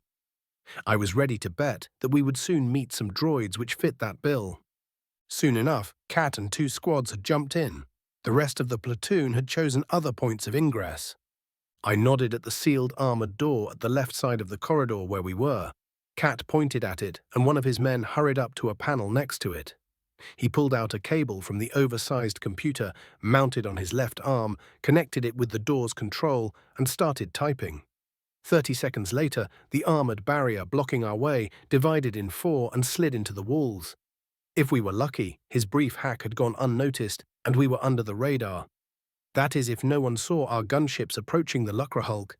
The assault made by Yularen had slagged all the sensors possessed by the 6 freighters, so we didn't have to worry that they would detect our approach that way. We went into the next section of the corridor, and the tech sealed the door behind us. We could hear the hissing sound of air being pumped into the compartment. Soon a green light blinked on the door in front of us, and it slid open. That would hasten our mission, at least until someone on the other side smartened up and put the ship on lockdown. Something that I expected to be done by now. The strangest thing was that I didn't feel any more danger than any other time I was entering a potential combat zone. I would have expected a stronger warning through the Force if the freighter was about to blow up or something. "This is Unit Delta. We have contact," came over the comms. "Only light clankers so far. We are proceeding to the target coordinates." Their destination were the starboard cargo holds, with Gamma going after the port ones. Beta was heading straight to the reactor to secure. My own team was making its way to the bridge, and hopefully some answers. The next clue, besides the very light resistance and radio silence from the ship that something was wrong, were the destroyed droids and few Trandosian bodies we started encountering. It gave me a clue about what might have happened on the freighters. "This is Gamma. We are under attack by what appears to be mercenaries, sir," reported an incredulous clone. We were nearing the bridge when Beta reported, "Sir, we stumbled on a firefight between clankers and a squad-strong Trandosians. Please advise on how to proceed." "Try finding an alternative route. If that's not practical, wait for them to weaken each other, eliminate all resistance, and secure that reactor," I ordered. "Wilco, sir," answered the clone, before cutting the transmission. =RK=, Phantom 2, high orbit over Ryloth. "Criffing Hutspawn," cursed Anakin after he ducked his head back behind the corner, around which he was glancing. A damn big, heavily armed and armored Trandosian was sweeping the corridor leading to the engineering, with an oversized automatic weapon. The gun was shooting huge slugs at a prodigious rate of fire. Skywalker doubted that most pieces of the armor he and his men were wearing could stop those bullets. The standard Phase 1 Republic armor was optimized for stopping blaster fire and shrapnel. That heavy gun was something else entirely, so it was a very good thing that the fool who was blocking his way was fond of wearing grenades on his harness. Anakin smiled thinly, closed his eyes and concentrated. One after another, the safeties of the grenades carried by the Trandosian heavy weapons specialists were pulled out by invisible fingers. The huge reptilian stared at his harness when a small motion there caught his attention. He growled loudly in protest when he saw what was happening. The man let his weapon fall to the ground and frantically grabbed at the grenades. It was too late. He was just extending his right hand to throw away the first of the live explosive devices when they detonated. When the smoke cleared, the biggest part left from the overgrown lizard were his feet, which were still in their armored boots and firmly planted to the ground. Anakin wasted no time and led 2 squads of the 501st into the reactor control room. There they were met by 6 more, thankfully relatively lightly armored Trandosians. Still, those things proved to be not only better armored from his clone troopers, but also tougher, more resilient to punishment. Skywalker's soldiers had to put a score or more shots at the Trandosians' chests in order to put them down. In contrast, a clone could tank only a hit or 2 in the torso before being taken out. Anakin found out that the enemy's toughness didn't extend to lightsabers. He deflected 6 shots back at the closest ugly lizard without the criffing thing even wavering. But then he was in melee range. Skywalker sliced the blaster rifle carried by the Trandosian in 2 and stabbed at its chest. That finally proved too much. The male lizard growled weakly before sliding to the floor in 2 pieces. Anakin pulled towards himself a second enemy, one who was taking potshots at his men, and impaled him on his lightsaber. Despite that, the Trandosian tried to club the Jedi with his gun. In answer, Skywalker's hands blurred while he cut the damn things to pieces of steaming flesh. For a moment, a smile of fierce joy stretched his lips before the general returned to his mission. He threw his saber at the last still-standing Trandosian. The brute fell to the ground under a hail of blaster bolts and without his head. "Secure the reactor and take care of the wounded," ordered Skywalker. They had to make sure that the ship wouldn't be blown up around them. =RK, Phantom 3, high orbit over Ryloth. Ahsoka cut vertically in 2, the last super battle droid blocking her way. With the last obstacle between her and the door to the port cargo bays gone, she ran forward, followed by 5 clones. The rest of her team were either down or tending to the wounded. She reached the door and frowned. A stray shot had slagged the control panel. That would slow her down for a few seconds. She plunged her lightsaber into the door and started cutting through the alloy. It took her seconds to do it, showing that the entrance was sealed by a regular metal and not reinforced one. It was another thing confirming that the freighters were almost unmodified, stock designs. The Padawan used telekinesis to push in the circle she cut into the door. Ahsoka jumped through the glowing hole with her saber raised in a defensive stance. Her men followed suit. They had their weapons up and were sweeping the compartment for threats. Instead, they found people sealed into large cells. Men, women, and children were stuck in huge numbers behind thick metal bars. They all looked dirty and malnourished. Ahsoka stared with pity at the sight. If it wasn't for her sealed helmet, she was sure that the stench of filth in the cargo bay would be unbearable. "We need help over here," muttered one of the clones. His tone betrayed his disbelief at the sight. None of them, besides being veterans of months of war, expected to see such a sight. It was especially hard on the young Jedi. She knew that slavery was outlawed in the Republic, so the view of thousands of people in such a state was almost incomprehensible. However, for her, it was worse. The Jedi, who were supposed to be protectors of the galaxy, usually didn't work outside of Republic space. And the sight before her was undeniable evidence that out there in the Outer Rim, the slavery was well and prospering. Why did the Jedi Order allow such a thing to happen anywhere in the galaxy? If they had done air jobs, Ahsoka shook her head. She didn't have time for what-ifs right now. There were people needing immediate help. She came out of her stupor and started snapping orders. "Is the reactor secure? Check all cargo compartments for booby traps and call in the medics. We need more people in here, now." Similar dramas were happening in the cargo bays of all 6 freighters. =RK=, Phantom 1, high orbit over Ryloth.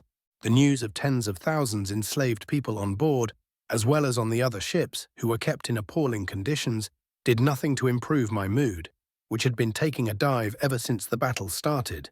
In contrast was the cheer, which was positively leaking from Arya, who was enjoying herself. She was busy dismantling battle droids using her saber and telekinesis. The CIS forces were either able to retain control of the bridge or retook it before our arrival because we found it defending by a platoon of robots. That was barely enough to slow us down. The droids ended being either cut to pieces or blasted apart by Cat and his men. When the last machine defending our target was destroyed, Arya and me started cutting through the armored doors leading to the bridge. It took us time to melt through the nearly a meter-thick blast doors, but it was done nonetheless. We used the Force to sweep the molten metal away from our path, and then we stormed the bridge. It was anticlimactic. The command center was badly torn up from combat. Its floor was littered with the chassis of destroyed machines, bodies of Trandosians, humanoids in full armor, hiding their features. There were few Neimoidians laying around, one of whom was still alive. I walked to the still-breathing man, who turned out to be the skipper. His chest was opened by a heavy slug, and he didn't have much more to live. To be honest, I was surprised that he hadn't joined the rest of the corpses. I knelt next to him and pulled out a med pack. I retrieved a large bandage, which I pressed over his wound, in an attempt to slow down whatever blood he still had from leaking, and used the Force to pick up a vial with a universal stimulant. I plunged it into his neck, and he shuddered as the adrenaline derivative, which I was pretty sure worked almost the same way for his species too, kicked off. The plan was to keep him alive until I could get what I needed from his mind. "Ah," he moaned when my mental probe hit his defenses. To my surprise, he had unusual natural shields. In his state, the shock from me breaching his defenses would kill him before I could learn anything. "Captain, tell me what happened over here." He was interrupted by a fit of coughing, which caused him to spit blood all over the front of my armor. "The Hutt mercenaries wanted the leave the instant your fleet arrived, but half my crew is still down there." He coughed more blood. "I didn't want to leave them to your mercy, not after what we were forced.